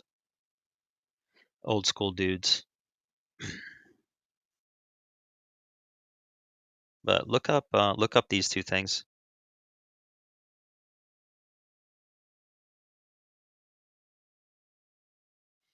Also, I talked about it one day for like an hour and a half. I can't remember when. DCUD10 marked it. I don't know if somebody could find that link the day I talked for an hour and a half about market on close. You can learn a lot by going back and listening to that. I explained literally everything on the whole entire thing and how it works, how to play it, how to make money on it. Gave a lot of tradecraft secrets I probably shouldn't have.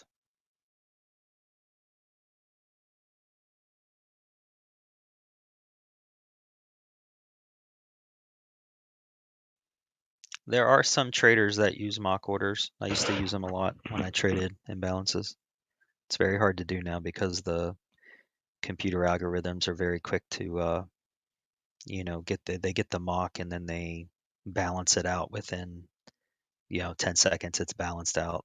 That's why you see those gyrations on the futures come in at 350, because that's when the mock for the whole entire market is usually given in its actual sum. Like the sum that we see right now, it's like a teaser. What is it, 400 and something million now? I mean, it's going to be in 6 minutes. It's going to be different, and that's usually when they start becoming true, is right around 350, 355. That's why you see those big gyrations on ES and NQ. And that's what Mick says when he says the algos come in. They're coming in to basically take the distortion of the imbalance and balance it out. But they do it so fast that it's very, very hard technically to do it as a manual trader. There you go. April 30th. Somebody stamped it there. There you go. Listen to it. It's full of a lot of info.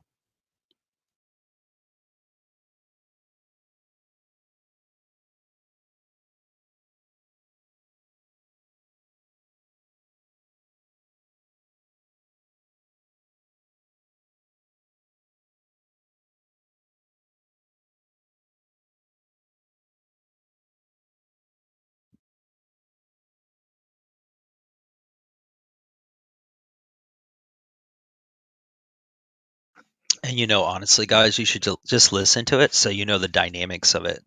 Like even if you don't plan on trading it, you have to understand the fundamental dynamics of the market, and that is a piece that a lot of people don't know. They trade markets for years and they don't even know that.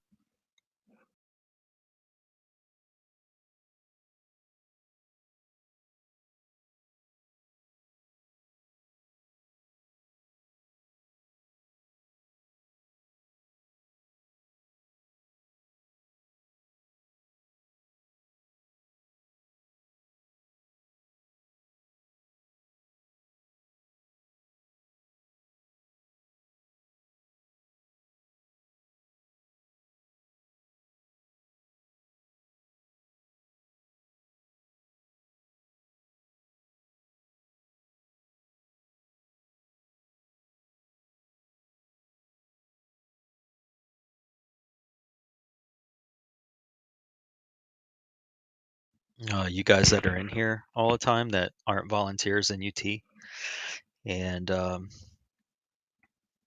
you know, you're in here and you ask questions and you take information and things like that. That's fine, but also remember, like, there are volunteer positions available, and if you're taking information out of UT, you should be willing to give something back. And if that's the case, if that's something that you would want to do, please reach out to Jem, or who else, Jem? Who can they reach out to? Because it doesn't run, UT doesn't run on air. It runs on volunteers' time and hard work.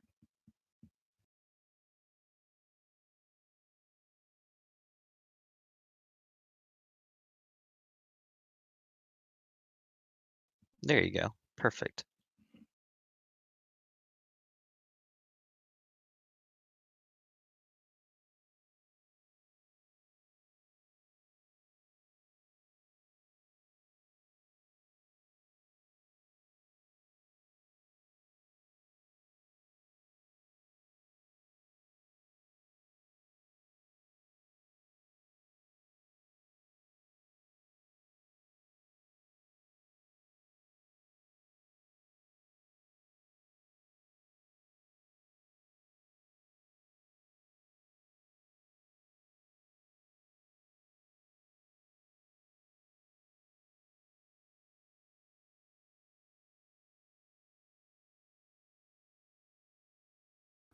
$12 minutes, guys. 12 minutes.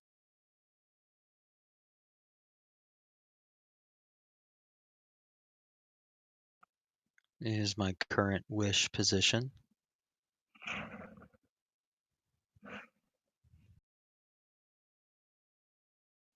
Thought I had more than that, but I did not. I only have 81. I got some orders out there that still haven't been hit.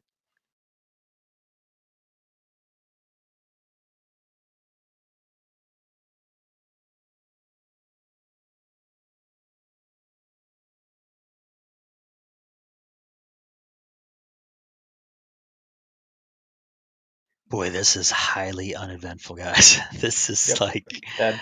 we waited all week for this. This is stupid. I won't do this again. The next quad witch, I won't be here. I'll be sitting on a beach.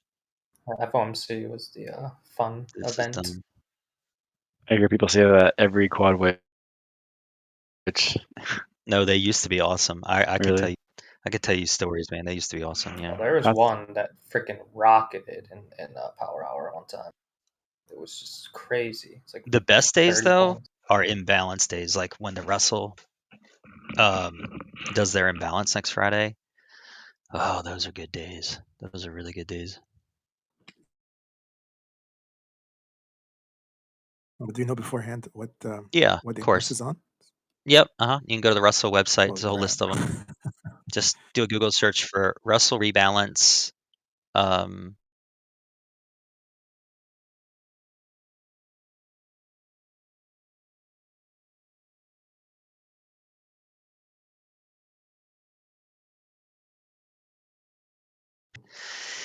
I'll give you a quick summation, then I'm going to trade the last 10 minutes.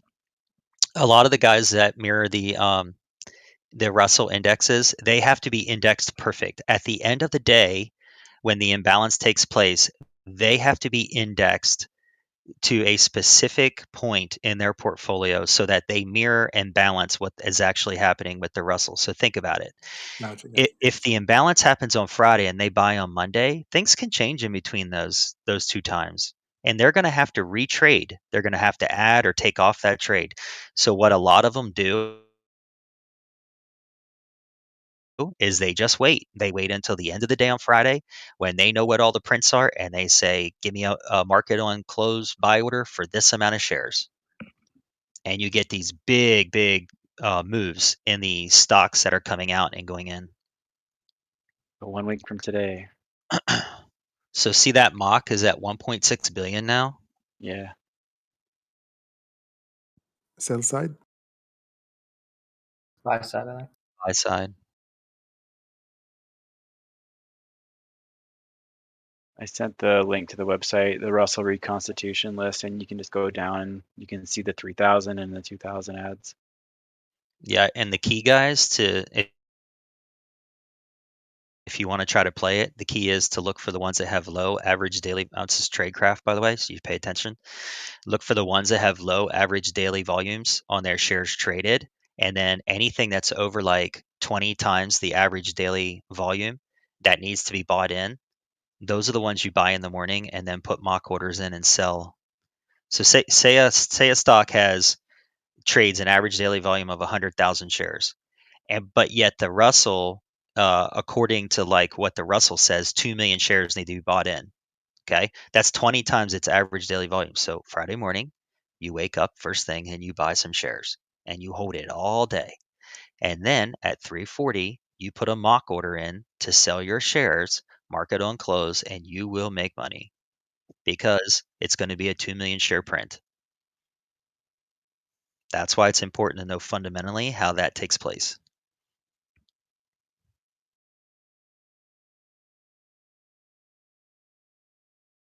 Does it help if you sell it right after close, so you wouldn't be eaten out in Nope. the mock? You need to get because the mocks are usually higher prints than what the actual, you know, you have a Okay, closing okay. Oh, price, they and then settle mocks against each other then. yeah. So, okay, no more questions on it. If you guys want to learn about it, I literally talked about it for like an hour and 30 minutes, and I even gave Tesla as the example. You can see the mock price on Tesla the day it got put into the S&P 500, and you can actually see what the other exchanges closed at. It was about an $80 difference. And if you knew that, you could get 80 extra dollars out of Tesla that day. All right, I'm done talking Thank about you it. very much.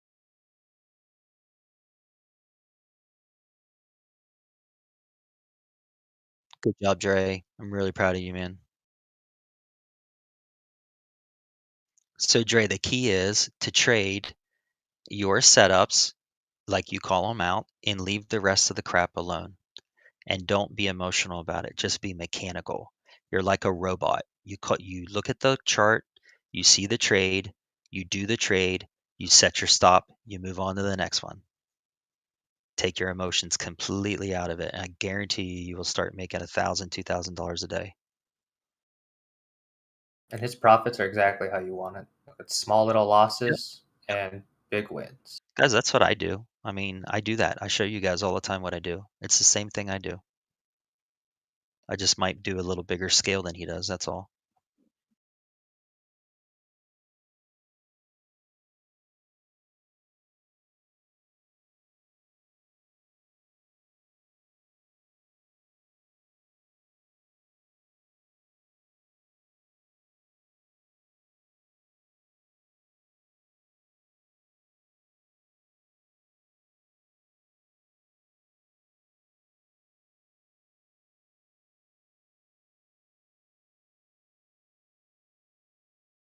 Well, 5 minutes.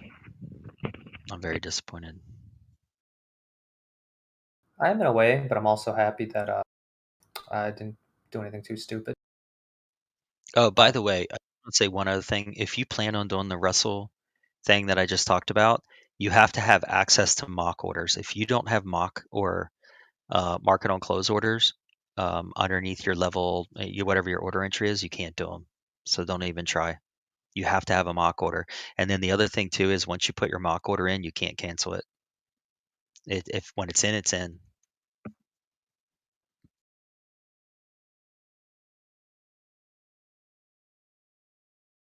All the big brokers have them, and it has to be in before 3:45 p.m. Eastern.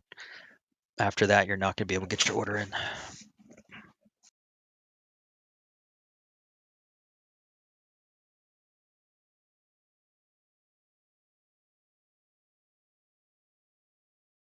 Somebody that has, can you please give me the mock on what your mock says on AMC, please? I just want to use it as educational. I'm not really interested in what it is. I just want to show everybody how you can see the mock on an individual stock.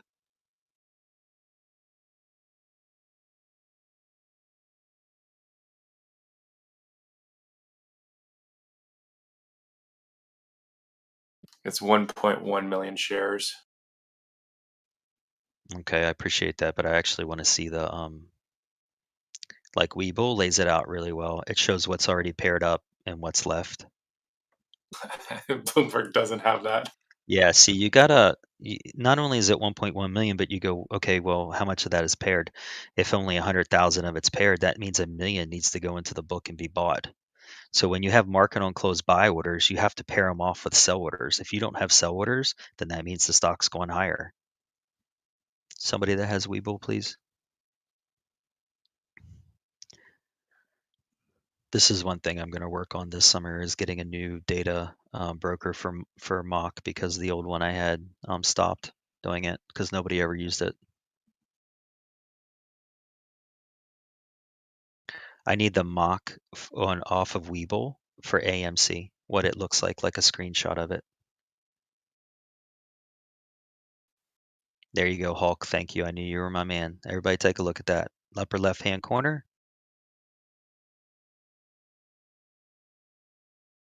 Yo, y'all here? Oh, it says sell side imbalance. So it's got more sellers than it does buyers. And it shows it's got 7.66 thousand. So 766,000 that's been paired and 129,000 left on the imbalance. So as it keeps ticking down to the close, that's either going to grow or it's going to get even. And depending on if it's, grows to be a sell side, then the stock's going to come down. If it grows to be a buy side, then the stock's going to go up. Watch this 4161 here. Good to Yeah, hear I from was you. just watching that. Hey, David. Biggs. I actually just picked up a long there. Not a bad idea. Just set your stop like half a point under. Yep. No, already did. If they pull that, it's gonna yank down like 3 or 4 points in a blink. But it looks like she's trying to bounce here.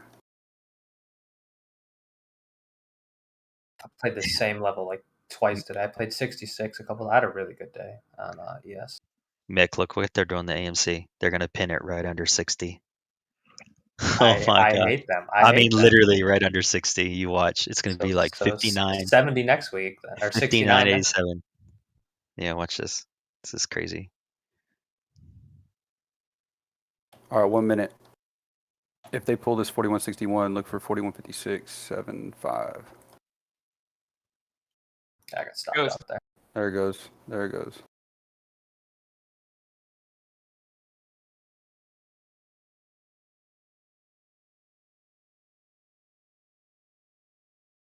Can go for more. Holy cow. Yeah, let's see if it bounces off the 75. Hold 75, hold 75, or 57, 57. Oh, no. No, it's crashing, man. Don't say that. Oh, they better hold volume. 4150. Look at that volume. Oh, my God. Bro, they better hold 4150.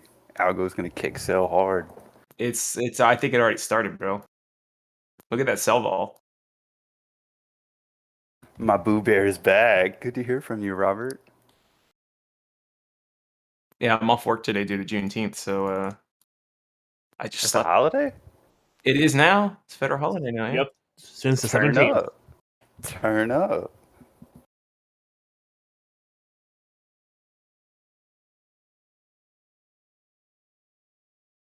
Ding, ding, ding. Big yikes. Big yikes. Yep. Bro, she better hold at 4150. Hold on. Let's see it. Holy Let's moly. see it. Good call, K-Biggs. Good call. You came in right at the right time. Team effort, yo. Team effort. Yo, peep that weekly candle. Yeah. Yikes.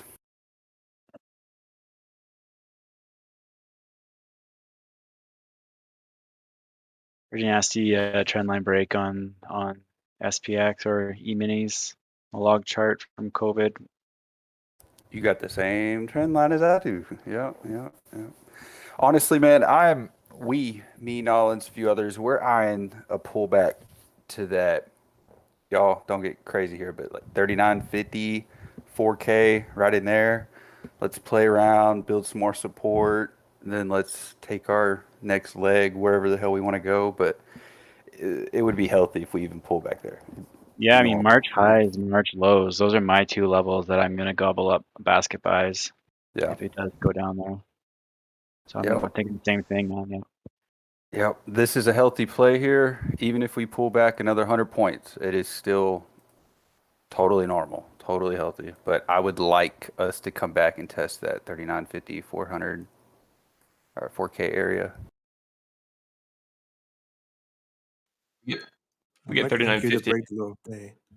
What an interesting close. and picking up like a whole bunch of MES if we go down that far. They just peaked under 4150. Yeah, it's coming down. It's gonna come down real hard right now. Did anybody buy a VIX hedge like I recommended 4 days ago? Oh, Probably 20 of them. I not. just did. I actually did My like 5 days boys, ago. my boys. Me and Laura, we did. Yep. Now was the time to be hedging.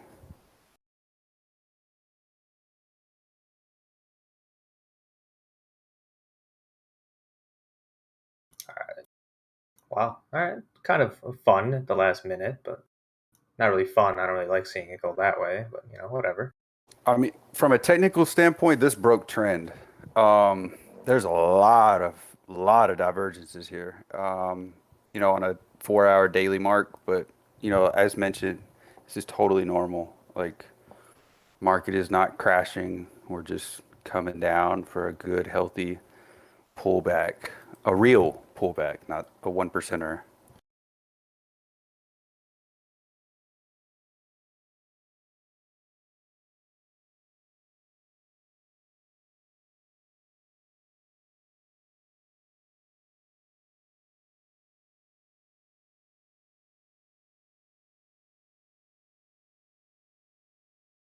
I'm so happy I trimmed longs when I did.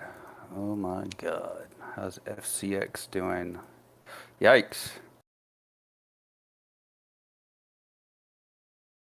Everything got eaten up today.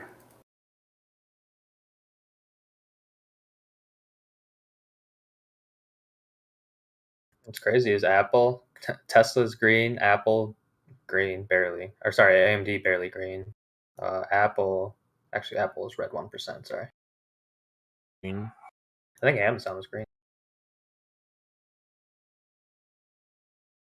What did AMC close at?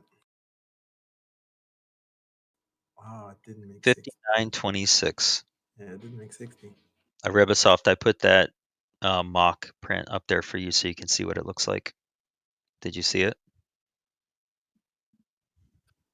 I'm looking for it. I can't believe this thing's still Oh, alive. yes. Put it up there 9.6 again. million. Yeah, no, I saw it. That's insane. Why is this still up? Are they prepping another offering or something?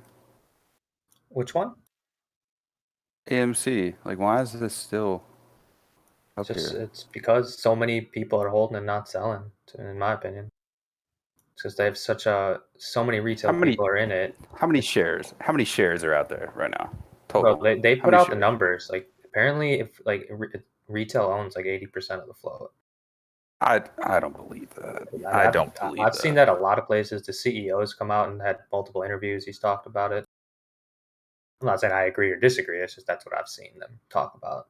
That's why I think it's held up so much, just because people aren't selling. It reminds me of Bitcoin. People just buy it and they just don't sell it. They just don't care. They're just like, it's going to 100K. I don't care what anyone else says. It's going to be some red days. Meanwhile, how is Bitcoin doing? He. It's actually tanked pretty hard today. But I mean, There I'm was- long Bitcoin from like 7K, so I'm not even worried.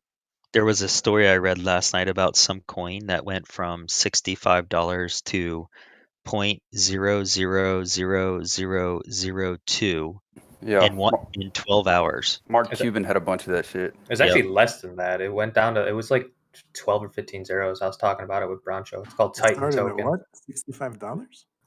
Yeah, it tanked over 99.999%. What Should we- happened was Should we buy it? there was an there was an issue with like the token that one is like the stable coin with or whatever. There was like an arbitrage opportunity. So people were minting the coin and then selling it for this stable coin and making like money on that like arb. and it got to such an accelerated rate that they just couldn't control it, and yeah, that's what happened. So people were just printing like as many as they could to take advantage of this arbitrage, and It that's was a what broken. caused that. It was a broken coin. Yeah, essentially because of that. Yeah, It's not worth anything. Meanwhile, y'all look at lumber futures. Oh, they're beautiful. I don't even know what the ticker Can't wait is to for build a garage. Bro, that's so funny. Oh my god. Is it still up from when it started rocketing, or are we not down? No, it got cut in half. Remember, it went up a ton, right? Didn't it go up a ton? Like I thought it went up a ton for a little bit. Maybe I'm mistaken. Yeah, it did. Yeah. I mean, Are we it's still at not that? down. Are we above that level though? Like it wasn't rocketing for weeks. So I Yeah, dude. don't follow that stuff. You just pull it up. It was like it like 3x'd. What's or the more. symbol 4x. for that? LB. LBS. Yeah, Slack LBS. you're on to Tass, yeah. LB or All right, LBX? now look at XHB. Let's look at XHB. See how that one is paired. Yikes. Okay, I'm done. I'm done.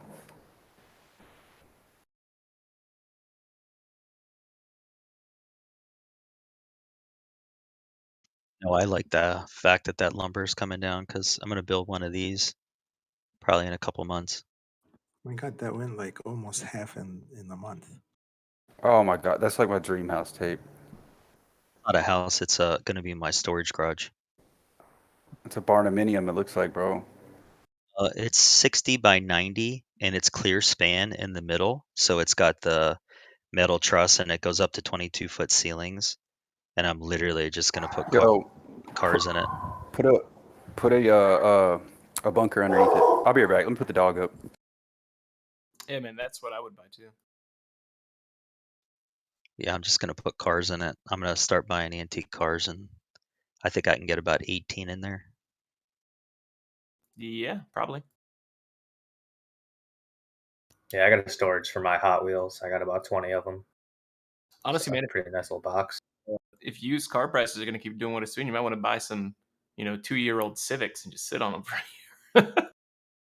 Well, I don't know if I ever told you guys this, but I'm an investor, so I'm part owner in this company. All right, but yeah, tape. When you build that, bro, have them like put you in a basement or something, bro. Somewhere to store your ammo, quote unquote, safely. Exactly. So this company here, a couple years ago, 6 years ago, a buddy of mine who really good friends with here in Kansas City, he was a cop and down here in a place called Raymore, and he was flipping like Toyotas on the side on Craigslist, and he got really good at it. He got to making like $3,000, $4,000, $5,000 a month off of his little bankroll, which his bankroll was like 20 grand. And so I was like, man, you don't need to be a cop. Cops are disrespected. They don't get paid enough. You got a family, you got little kids. I was like, what do you think about? I'll give you 100 grand and you just go like to town and you start making this like a, like a career, make it like a company. So he did that and he started making about like $15,000-$20,000 a month in profit. And then my wife and I were like, dude, you're doing this really well, but you can no longer do it out of your house. So we gave him $250,000 more, and he ended up getting a building. He went from absolutely no revenue 6 years ago, where he's going to do close to $11 million in revenue this year. Isn't that insane? I'm so proud of him. That's amazing.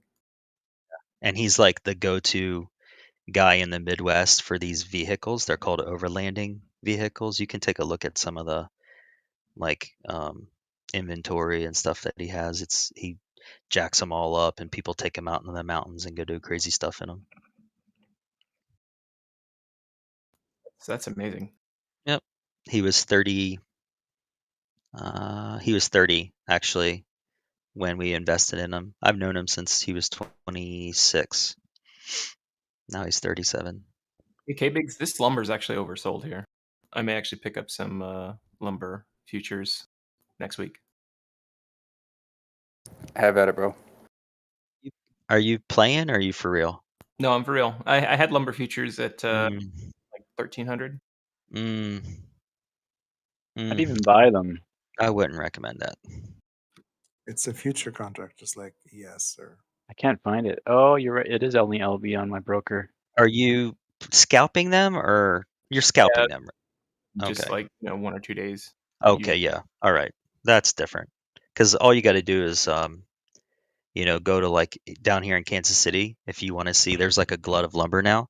You can go down to the train station and there's lumber laying everywhere. It's like as soon as the lumber futures started to crash, everyone and their mom that produces lumber tried to just send it out as inventory. There's lumber everywhere down there now.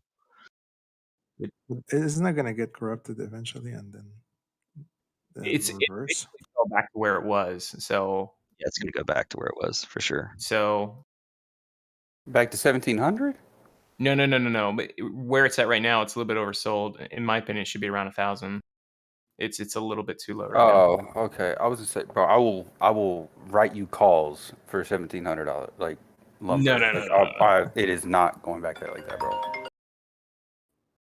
No, it's a little bit oversold here. I want to see what it does next week. As I said, I'm gonna see how it plays out, but might do 1 or 2 and just see how it goes. It's crazy is that in March it was $800. Yeah. Well, it's traded Sub in the 800 like 700. it's traded in the 500 to 180 range, or since the 90s. Yeah, forever. 80s. Yeah, but we're in a different market now. There's a lot going on. Yeah, this time is different, y'all. This time is different, right? I don't know how many times I've heard that. Oh my god. This time, K-Pigs. History always repeats itself, bub. Always.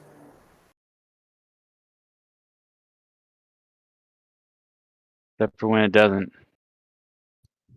Name me a time it hasn't. Maybe you're looking at it. You never know. You can't bet on it though. No, I can hedge for it though. Exactly. Yeah. I had that conversation with my buddy the other day. Just like he's a history buff, just going through the different civilizations. And, we were just talking about like what it takes for cities, countries, civilizations to crumble, and I don't know. It's an interesting point we're at for sure, technology-wise and international politics-wise. It's I don't know. In some ways, repeating history is gotta change. History. Well, I mean, there's macro repeats and there's micro repeats. My opinion, we're coming to an end of a macro repeat. I'm not going to say next year, but definitely in the next 20 years, the money's going to transition to China, where it all has been going anyway. So, yeah. Yeah, I was just going to say. Then it'll go back to Europe. My bad. Then it'll go back to Europe. Then it'll come back here. Then it'll go back to China. Then it'll go back to Europe. Then back to here. It's just a cycle. It goes on and on and on and on. Yeah, the best predictor of the future is always the past, because human beings are the same, and they'll always be the same. Psychologically speaking, everything's a pattern. So if you want to know what they're going to do in the future, just look at the past. Yeah, I read a really good book the other month called The Fourth Turning. I recommend it. It's about the kind of cycles of that we go through in humanity. The Fourth Turning, if you guys are interested in how history can repeat itself. Amazing book. If you like that book, you should be buying up some Raytheon. Pick up those defense stocks, bro. Northrop's gonna be banging here soon. Yeah, I mean, I'm with K-Biggs. Like I if I were to guess a timeline, yeah, we're talking 5 to 15 years. I think we're gonna have like a roaring 20s for a while though.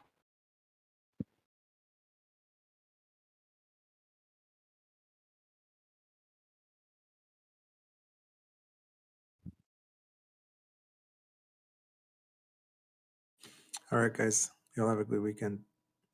Later, bud. You too, Rape Stop. Have a good one, man. Good week this week.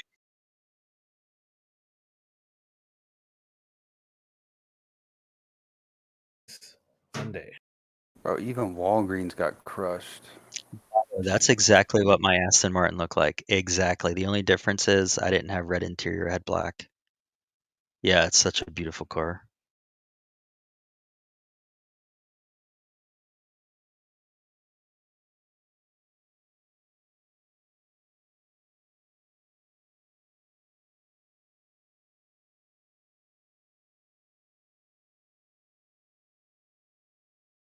Yeah, I know. We talked about it today.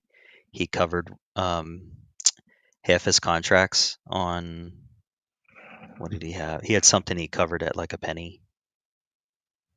The July 2, they were the July 2nd $1.50 strikes he sold for 38 cents. And he covered them at a penny. Got 37 cents out of it.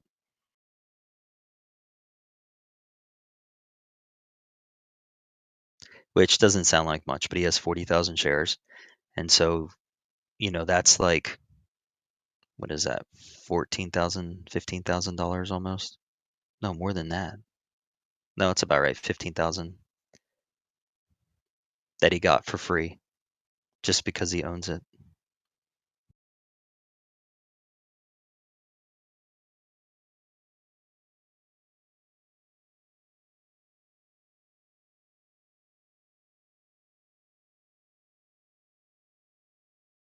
Okay, Biggs, where you been, buddy? I've been around. I've been here. Are you listening in? You don't want to participate in the meme action throughout the day? That's right. I don't blame you, man. If it's not your thing, then it's not your thing.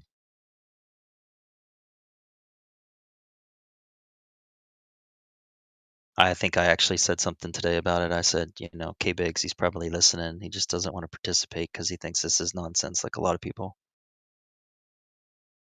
Yeah, I have rules, and I've been in this game for a long time, and I've been able to be in this game for a long time because I have rules, and I stick to those rules. So,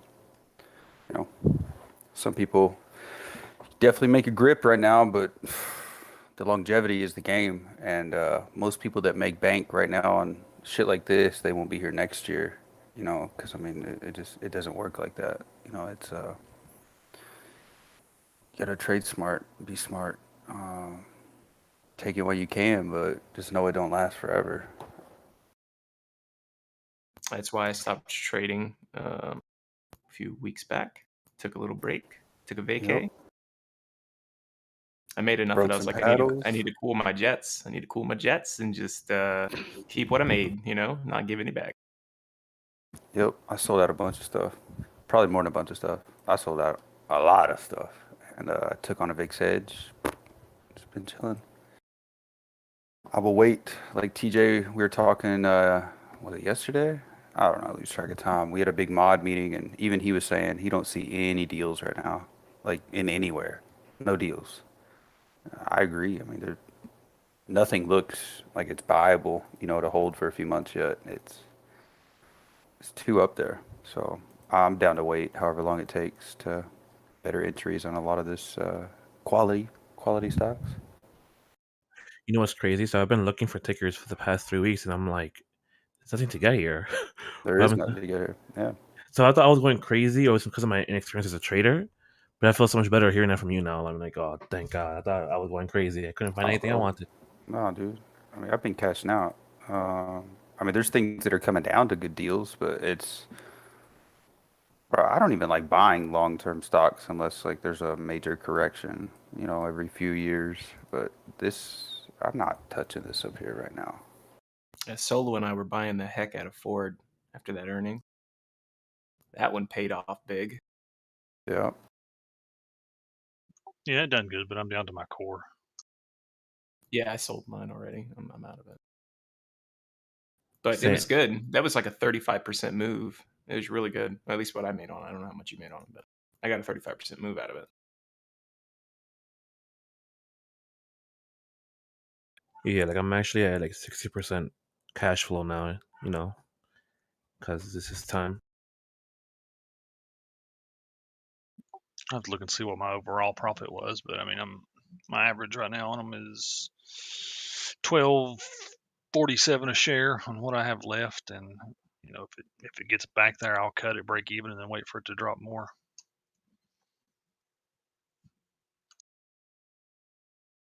Yeah, I'd love to buy some more at $11 or so. Hold on to it.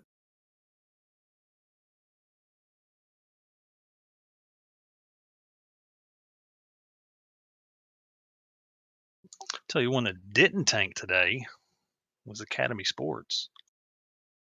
I knew you were gonna say that. I'm dead. That's like your baby. Yeah, don't meme that shit. I just should have listened and got a big position when I could. When you're telling me, I know. I kept had to looking keep at it myself like, up. I I should know. have done that. That's all right.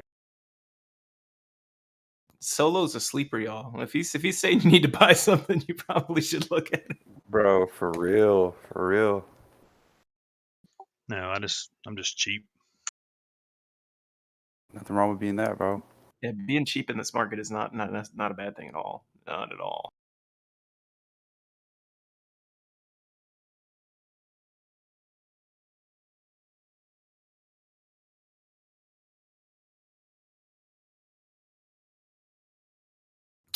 We'll be trimming my Amazon next week, by the way. I know I was telling everybody I bought Amazon under 3,200. As soon as we pop right over 35, I'm dumping. So hopefully we get over 35 next week. Lit.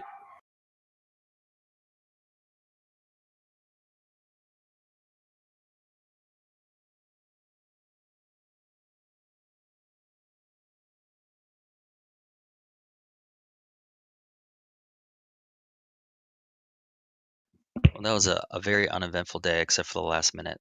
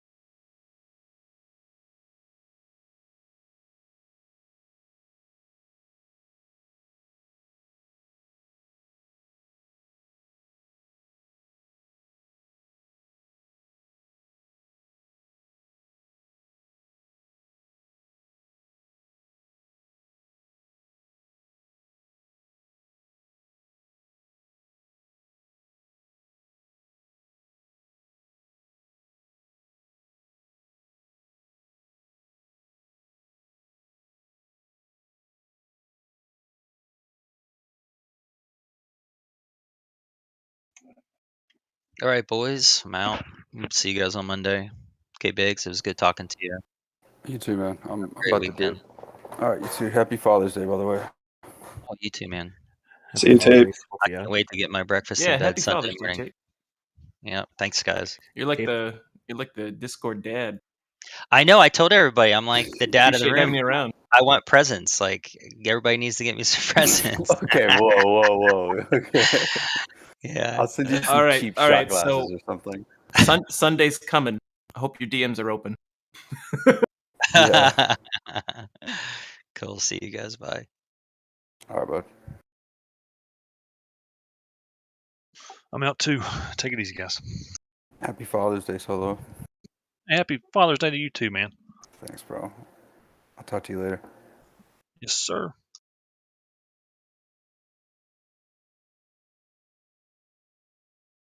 Robert. Yes, sir. Break any paddles last weekend? No, didn't break any. Oh, shame. Maybe tonight though. Who knows? Your eyes got real big. Maybe tonight. Well, did you see the I posted this last night. Yeah.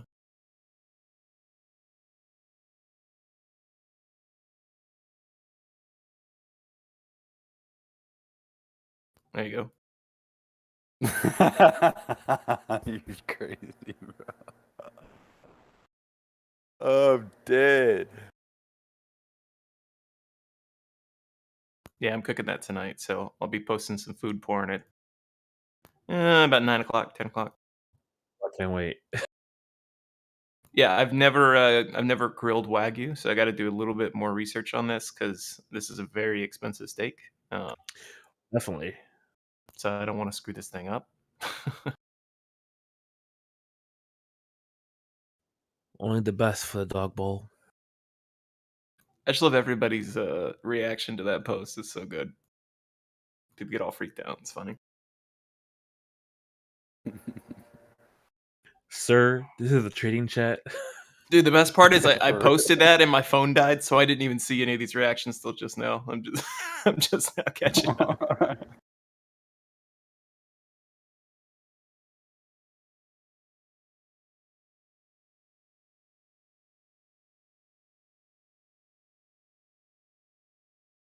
Yeah, you can grill Wagyu. It's going to be a slow grill over non-direct heat. So it'll essentially be a sear, but I like the smoky flavor. So that's what I'm gonna be doing with it.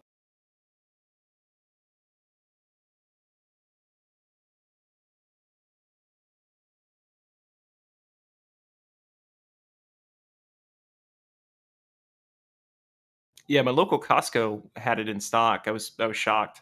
I was like, they don't normally have this here, so I picked it up. I've been wanting to try some Wagyu, but I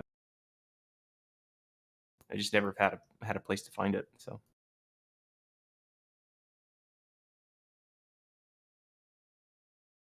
Soya said no need. His divvy payout's like $250 an hour. That's hilarious. Bro, that's what I'm talking about. Why trade? Most people go through all this hard work to like trade for a G a day or something. Most people less, and I mean, literally just park it somewhere and collect. So yeah, it's so funny. He makes that in like an hour. It's funny. That's the goals, though. That's the goals.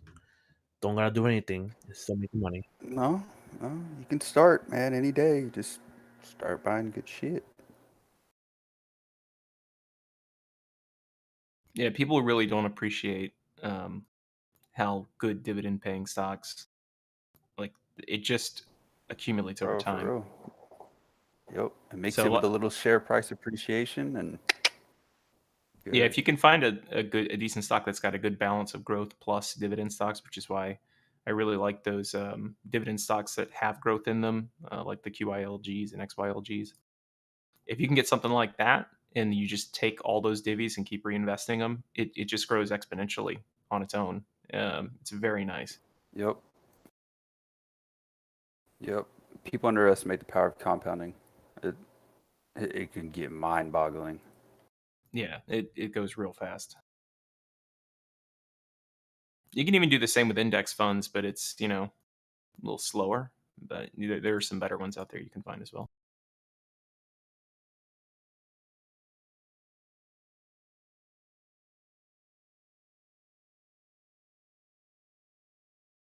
I don't know if you guys see that, what I posted in the chat, the 415 SPY puts that expired today. They went up over 1,000% in 5 minutes on that drop. I need to just go pick up a digital meat thermometer that I can put wirelessly in the grill to cook these Wagyus, because I feel like I know I'm gonna screw this up if I don't do something like that. Did you eat one yet?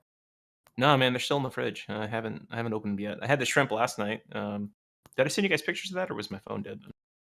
I saw. Oh yeah, I put them in here. Yeah. The kebabs. I made kebabs last night. Yeah, I saw that. Are you Eating searing good. it or grilling it? So I'm gonna grill it over indirect heat. So let's see how that goes. I might Does give it it really matter if it's going to be put in a dog bowl for you know who? Well, saying. dude, I'm not. I don't mess my meat up, bro. Like that's not something I do. I heard The meat Wagyu of is a you little eat, special. Right.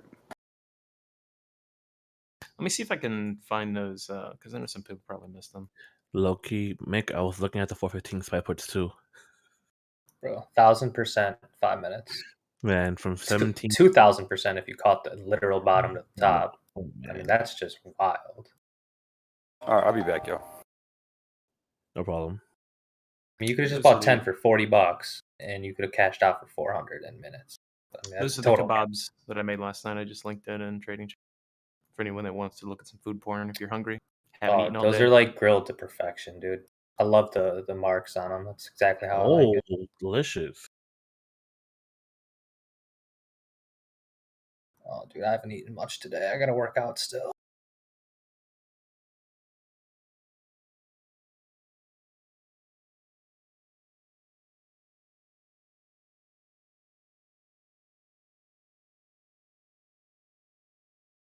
Yeah, I would buy the wireless thermometer. What you were saying, especially with Wagyu, because I think that thing costs money. Yeah, I bet Lowe's and Home Depot have them. They're not too far away from me. I'm gonna pick one up.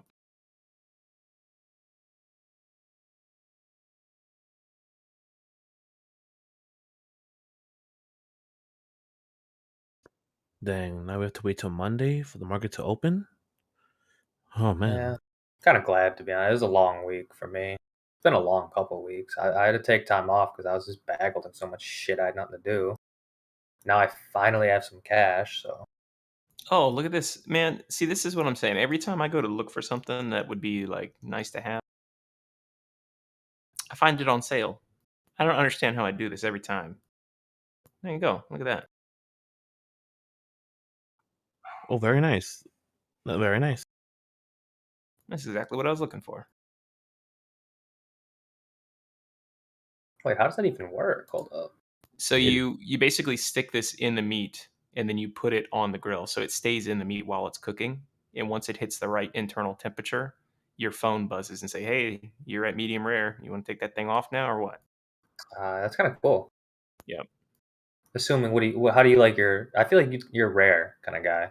Medium rare is Medium rare. where I go. Yeah. I'm medium rare to medium well in between that, but No, well is not a word. No, I think yeah, medium. no, trust me, I know it's controversial. I know it's controversial. No, medium rare is the way to go forever. Forever.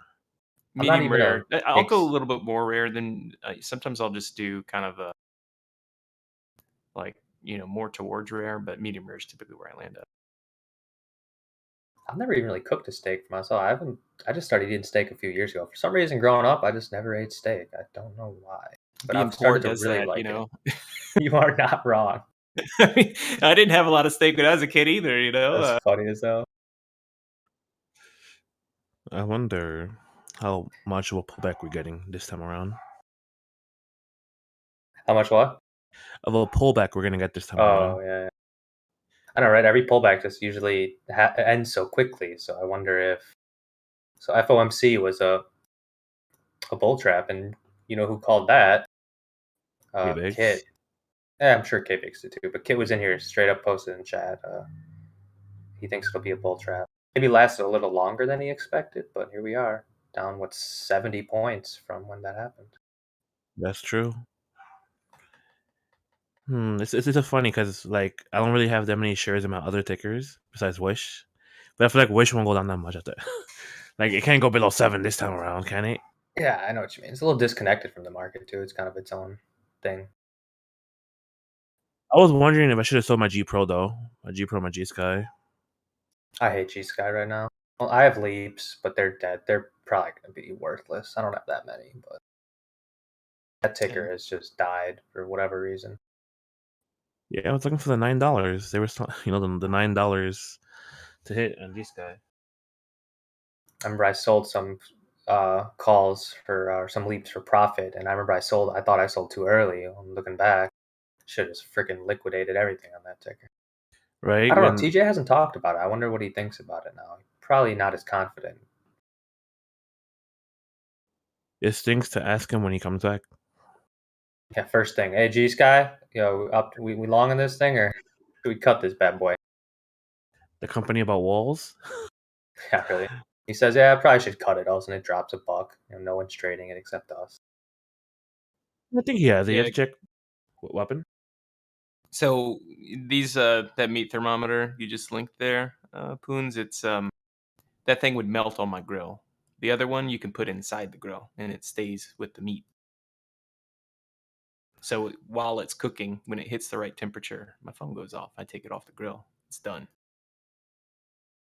It's that futuristic style of cooking. Yeah. It's because the plastic will melt off, right?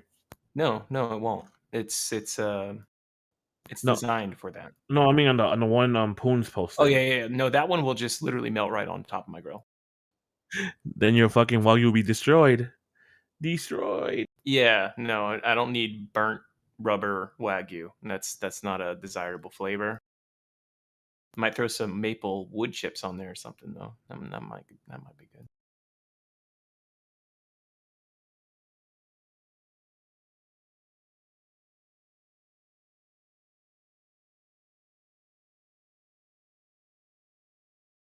All right, guys, I gotta head out. I gotta hit a workout, and I'm so hungry right now. But I want to work out first. Bye. All right, I will be back later today or this weekend also. See you, Drados. See you, Robert. Nice talking to you. Fed, all you as well.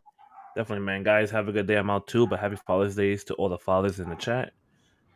Thank you. Yeah, Fed as well, especially you, Drados. Enjoy it. All right, guys. Have a good rest of your Friday night and weekend. If I don't talk to you guys. Peace out. Peace out, guys.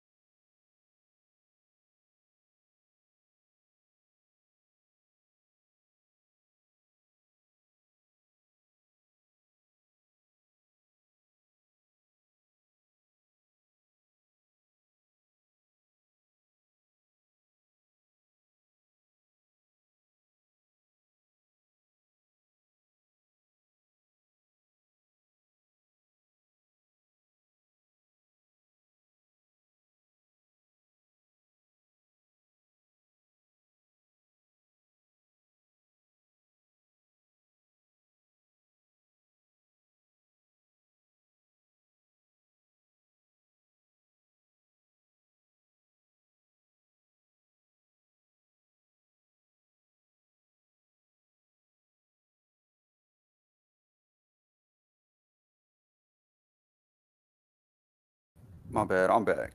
Y'all still here?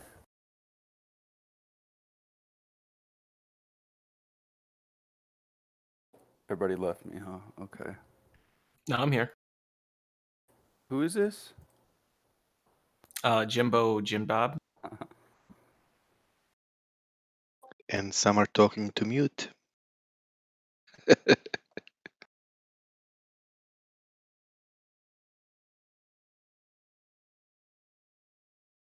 Bro, why are we calling GLBS? What a GLBM. Some bullshit fucking shipper stock.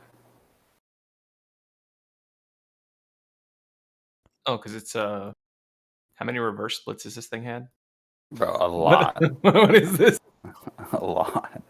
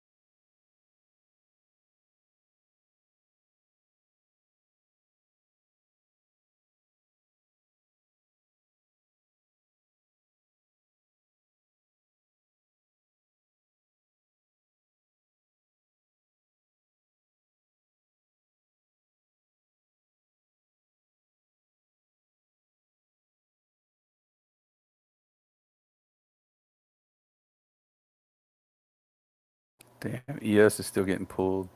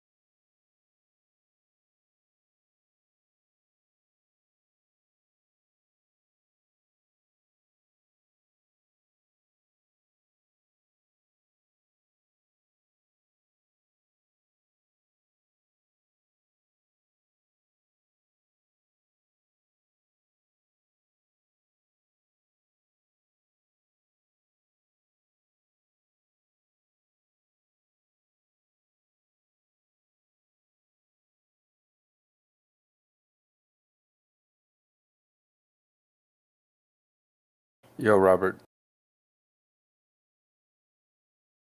Yep.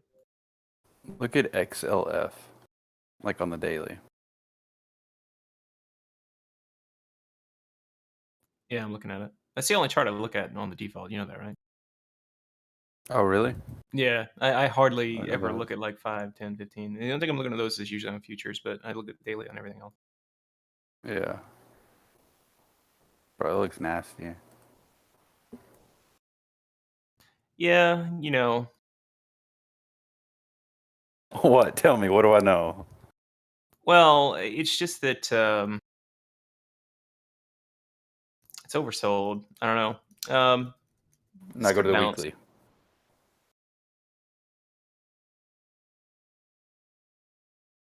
Yeah, yeah, that looks worse. That looks significantly worse. So are you saying this is coming down to 30? 32.50? Yep. I like 32.50 first spot. Let's look. Yeah. 30 under that. Damn. Yeah, I could see that. You always see the same shit. Yeah. Let's look at XLE. These are financial stocks, financial ETF. Yeah, it tracks the financials. Then we look at JPM itself. Yikes. Wells Fargo. Fucking hate this company. God, bro. These weekly candles are nasty. Oh my god. Let's look at TLT. Ooh, in all its glory.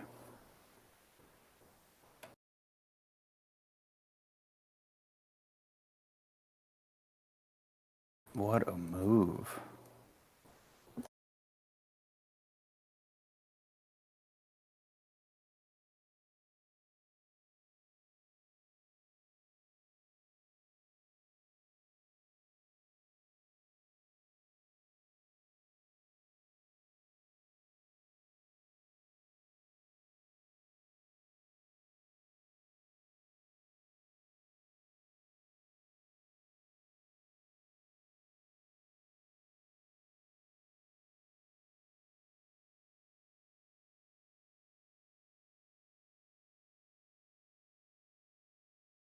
Yep, right you are, Laura.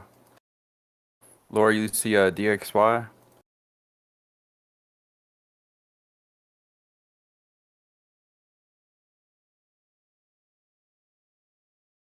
That's a big move too.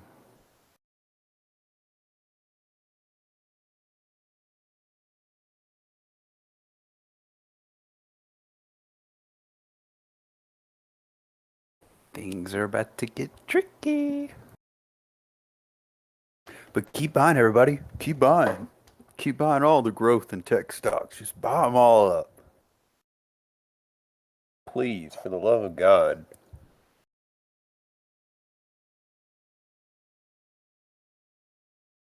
I just booked my Amazon profit here.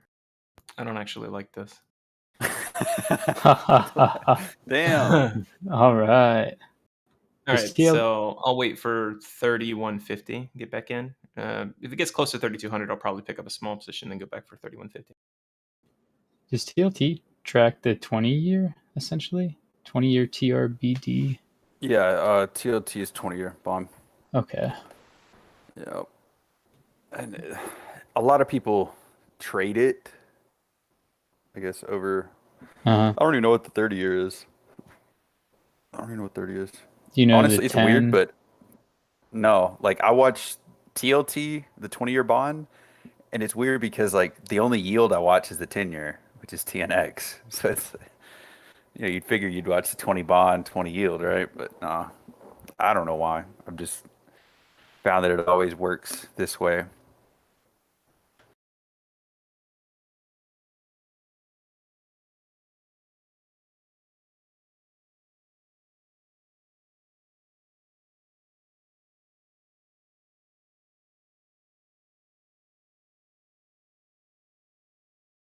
Hold on, give me a second.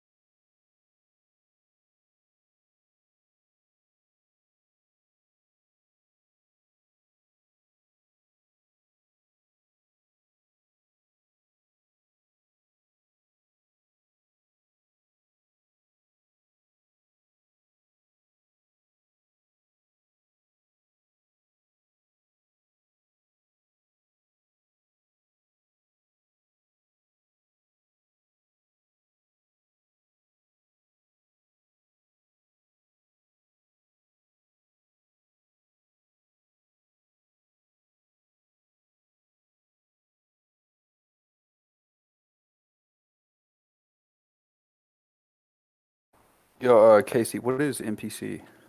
MPC. Oh, Marathon? Oh, God. Oh, God. No.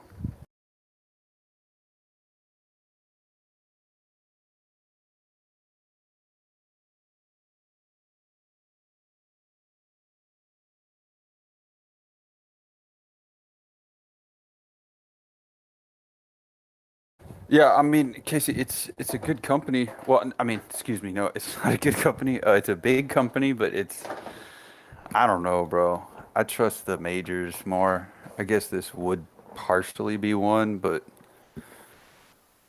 man, I don't know. All my years in the Permian, like, dude, you really don't hear them anymore. Like, if ever. That's what I wanted to know, right? Like, I'm not closer or close to it like you are, so technically Yeah. it looked good, but I literally knew nothing else. Yeah, but I mean, there's a lot of companies like this. I think CDev is another one. Centennial. Like, this guy's a decent sized market cap too, but bro, this company doesn't own anything anymore. That they do own, it's like overstated assets. I don't know. I mean, bro, Pioneer is iffy to me, but other than that, Chevron, Exxon, um, I wouldn't fuck with EOG, Shell, but my favorite is Total, TOT. I like them a lot. They pay a good divvy. I mean, they got a monopoly on the European area, so I like them better.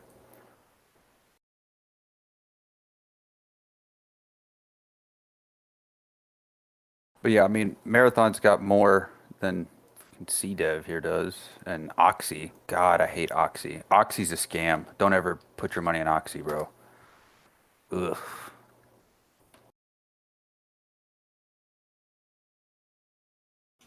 What are we thinking of QYLD?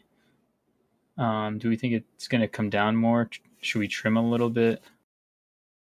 I've sold half of mine, bro. I even sold my NUZI as well, I or got it NUSI. at 21.48. Yeah, so what you have to be careful of with QYLD is the income's great, but it's a decaying asset over time because of the dividend. Yeah. Now, Right, it may make up for it, but you have to be very careful when you're taking losses on QYLD. Ideally, Right. you should be putting a stop loss. So if you have a good cost basis like $21 or something, you can probably hold on to it. Not a big deal. But if you are seeing a loss on it, you need to be very careful about that loss amount that you see overwhelming your monthly divvy, because if it does, you're not in a good position with that. Yeah, it's not worth it then at Right. that point. It's not at all. No, don't try to Yeah. sell any of these after market close, though. You will get reamed. Be very careful about that, because I've seen that you'll go to sell some of these and it'll fill some of it, and then some of it will be filled for like a penny. So do not get screwed. Oh, geez. Yeah, you need to be extremely careful.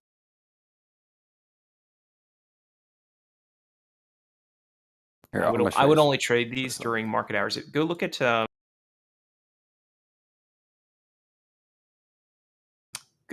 like QYLG or XYLG, which is the growth version of those.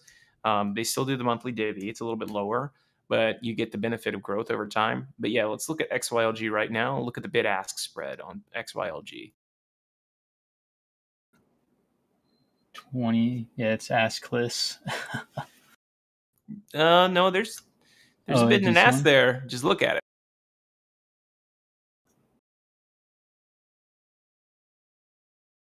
So look at that chart. Like, if you really wanted to get serious about holding these things and like buying them, like with a fat position, but I would just be patient and buy it in times like what's circled, because I mean you can see how much appreciation you'll get out of it within that year. But I'd just be careful buying it up here, though. 'cause Yeah. I've already sold half mine, bro. Because I mean, if you can get it, like on corrections like that, like somebody bought a bunch of it at 20 or 21, somebody bought a bunch of it at $17 to $19, like that is a steal to hold for that whole year. That is an amazing thing. You get a couple dollars appreciation out of it, plus you get monthly divvies and not have to worry about shit. Do something like that, but I really wouldn't go super duper heavy and like this one in particular because of like what Robert was saying, like it decays over time due to the dividend structure of it. And he did a really good spreadsheet. I'll have to find it. I'll send it to you. Kind of explaining, how you can get around this and what you should, the ideal position in a stock like this should be, like take a positioning at certain times, and then he even gave a few alternatives to ones over this. I'll try to find it. I'm looking and I'll send it to you. Yeah, if you can find it, that'd be cool. I don't have too much size in it, so I'll just keep an eye on it if it does drop below my average. Just put it. How much are you up on? Are you up like 20 cents or something? A little more than that. So I am. All right. So up- here's what I would do. Right, your divvy per share is going to be like 23. Is it 23 cents? Yeah, it's like 22, 23 cents. Yeah. Yeah, so 22, 23 cents. So once you have booked that, go ahead and put a stop loss on that to book 1 month of dividends, right?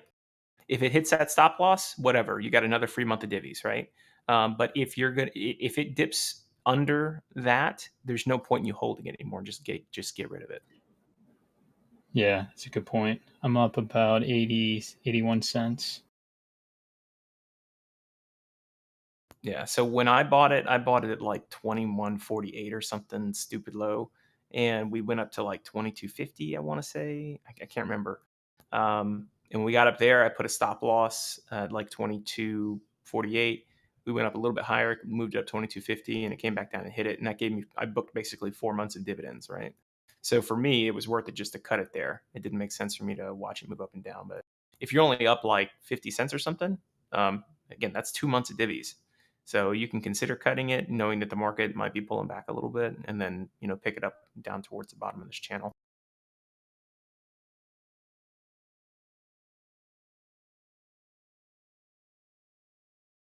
But that's why I really like the QYLG and XYLG funds. They're newer, but if you just look at their performance, they track the market very well.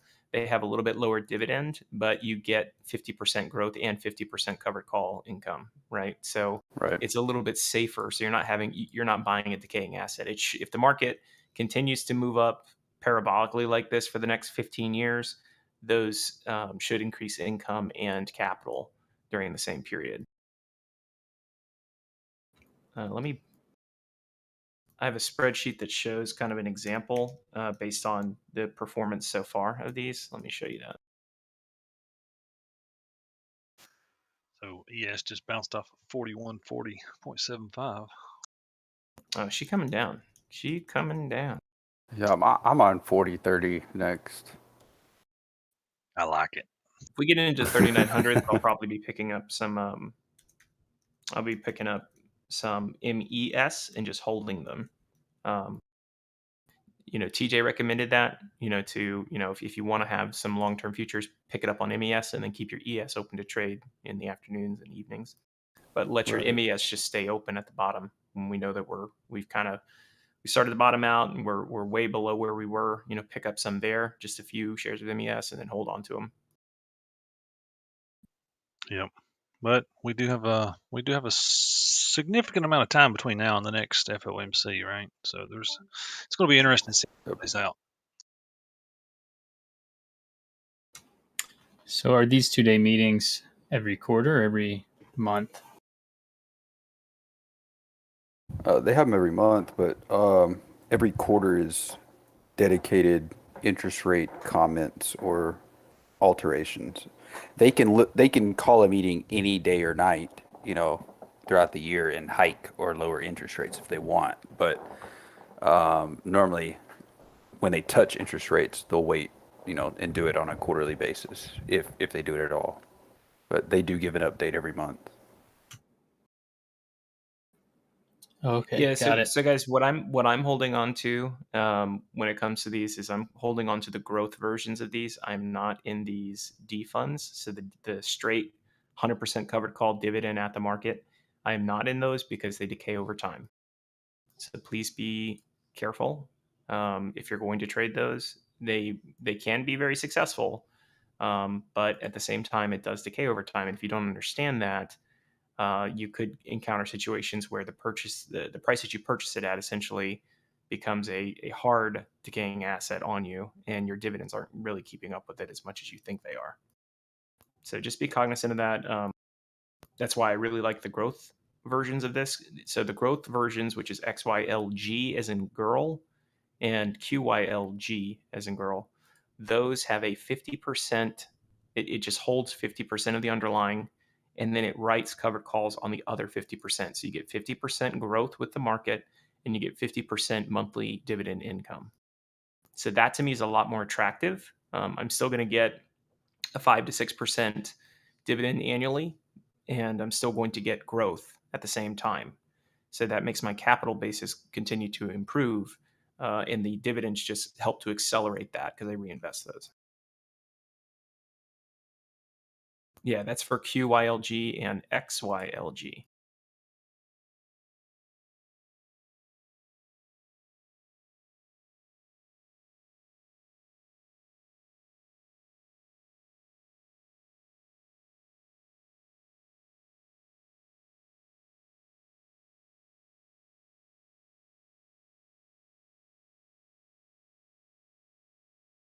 And so here is an example that I put together a little while back.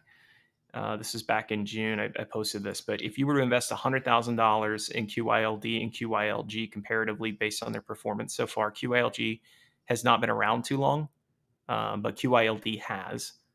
And so if you look at the performance of these based on how they track month to month, QYLD does trend down by a few pennies. And in exchange for that, you get 23 cents. So you're earning 13 cents per month with QYLD. If you look at the decay of the asset versus QYLG, you're actually getting more of like a 50% bounce right now with the movement that the market's making, plus you're getting a dividend. So after a period of 5 years, QYLG should, at least on performance so far to date, give you a matching or similar dividend, but the capital that you have invested will be significantly higher with QYLG because QYLD is decaying over time. So hopefully that's helpful when you're looking at that. But if you look at the QYLG dividend, it's pretty consistent, and the number of new shares you'd be adding if you dividend reinvest is going to be pretty much flat. With QYLD, you're adding a whole bunch more shares, but the shares just keep decaying. So you got to ask yourself, like, does that make any sense? There are times where QYLD makes a lot of sense. Yeah, like on major market corrections. Right. Yeah, that's one time I'd exactly. grab that. So if you've got capital, look at this reverse repo here. Bro, that's crazy. Wow. Pushing a trill. So reverse means they're selling them back. Is that what that means? Means they're flooded with cash right now, bro. Oh, okay.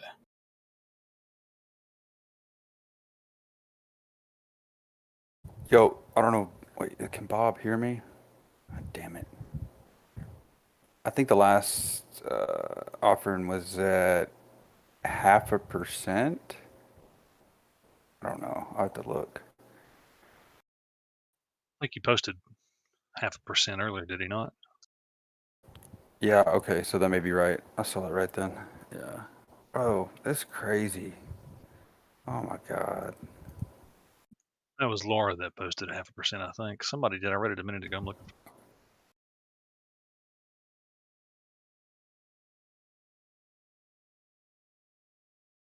But yeah, if you've got a bunch of idle capital and you just want to park it somewhere to kind of track a little bit with the market, maybe get a dividend out of it, you can look at the dividend date for QYLD and maybe hop in on that after a market correction. But again, once you have booked 1 month of dividends, so once you see that the price of the asset has increased by about 23 cents from your entry price, you should be putting a stop loss on it. I feel like there's a lot of people, because we were all kind of harping on QYLD because the dividend was so good, but nobody really did a lot of due diligence on how the asset performs till I kind of looked at it. So what I don't want people to do is be like, oh yeah, it's good, it's got huge dividends, this is great, but then they're just watching their money disappear and it's not really growing as fast as they think it is. So Right. just be intelligent with how you trade that. I mean, you should trade it in a certain way. But yeah, once you've booked at least 23 cents in profit over your common price, you should be putting a stop loss there. Yeah, good feedback. Thanks.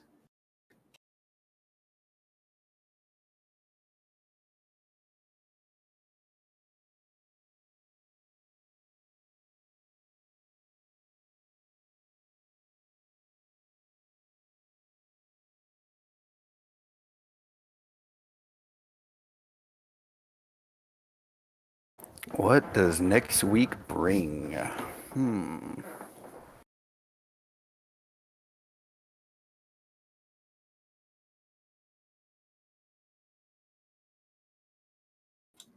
I think it's going to be a fun week.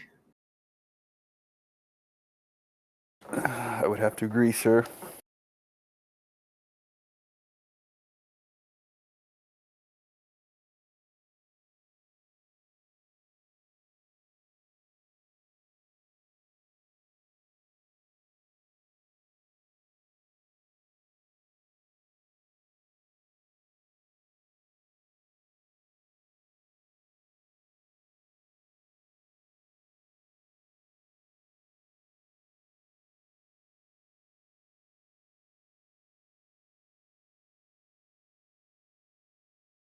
If you're going to buy any dividend funds, though, I really do recommend you do something like what I did with that spreadsheet. I think it's really helpful for you to see how does the stock typically perform. Look at it on a weekly chart, and then try to calculate what the monthly either gain or decay over a long period of time is for that asset, and then chart out your dividends as well.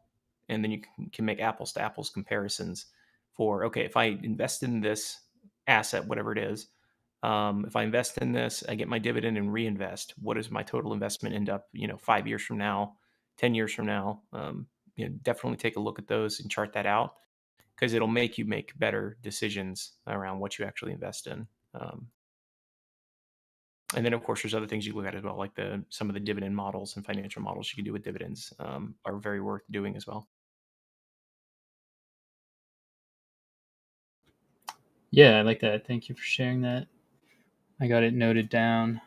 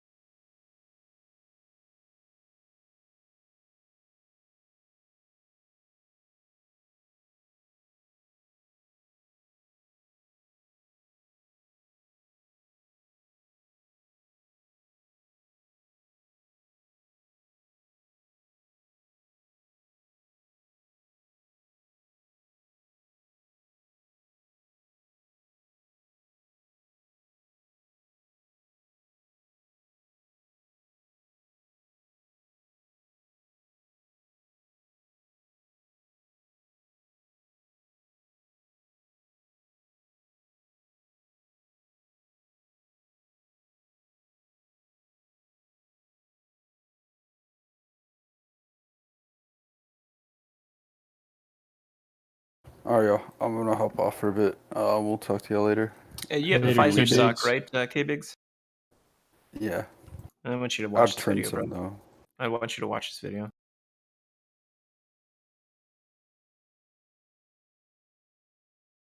Okay.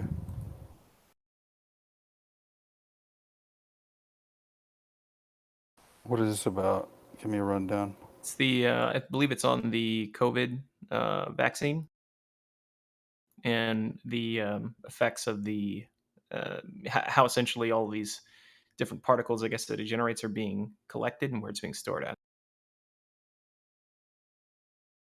Did you delete it? I did. I'll send it to you. Probably. I didn't realize I was putting it in trading chat. I don't want it in there. Okay. Send it to Lemonize too. I think she's wanted to look at it. All right. I haven't watched this myself, but my buddy that does a lot of medical stuff sent it to me. I'm gonna watch it myself now.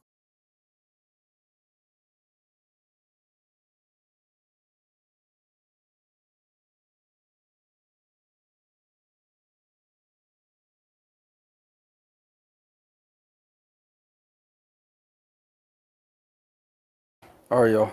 I'm out of here. Have a good weekend, everybody. See you, buddy. See you later. Pray to the market gods that the world doesn't end this weekend. I don't think it will, but I hope. But I can hope, right? But what? I can hope, right? I just hope. All right, I will talk to you later. Peace out.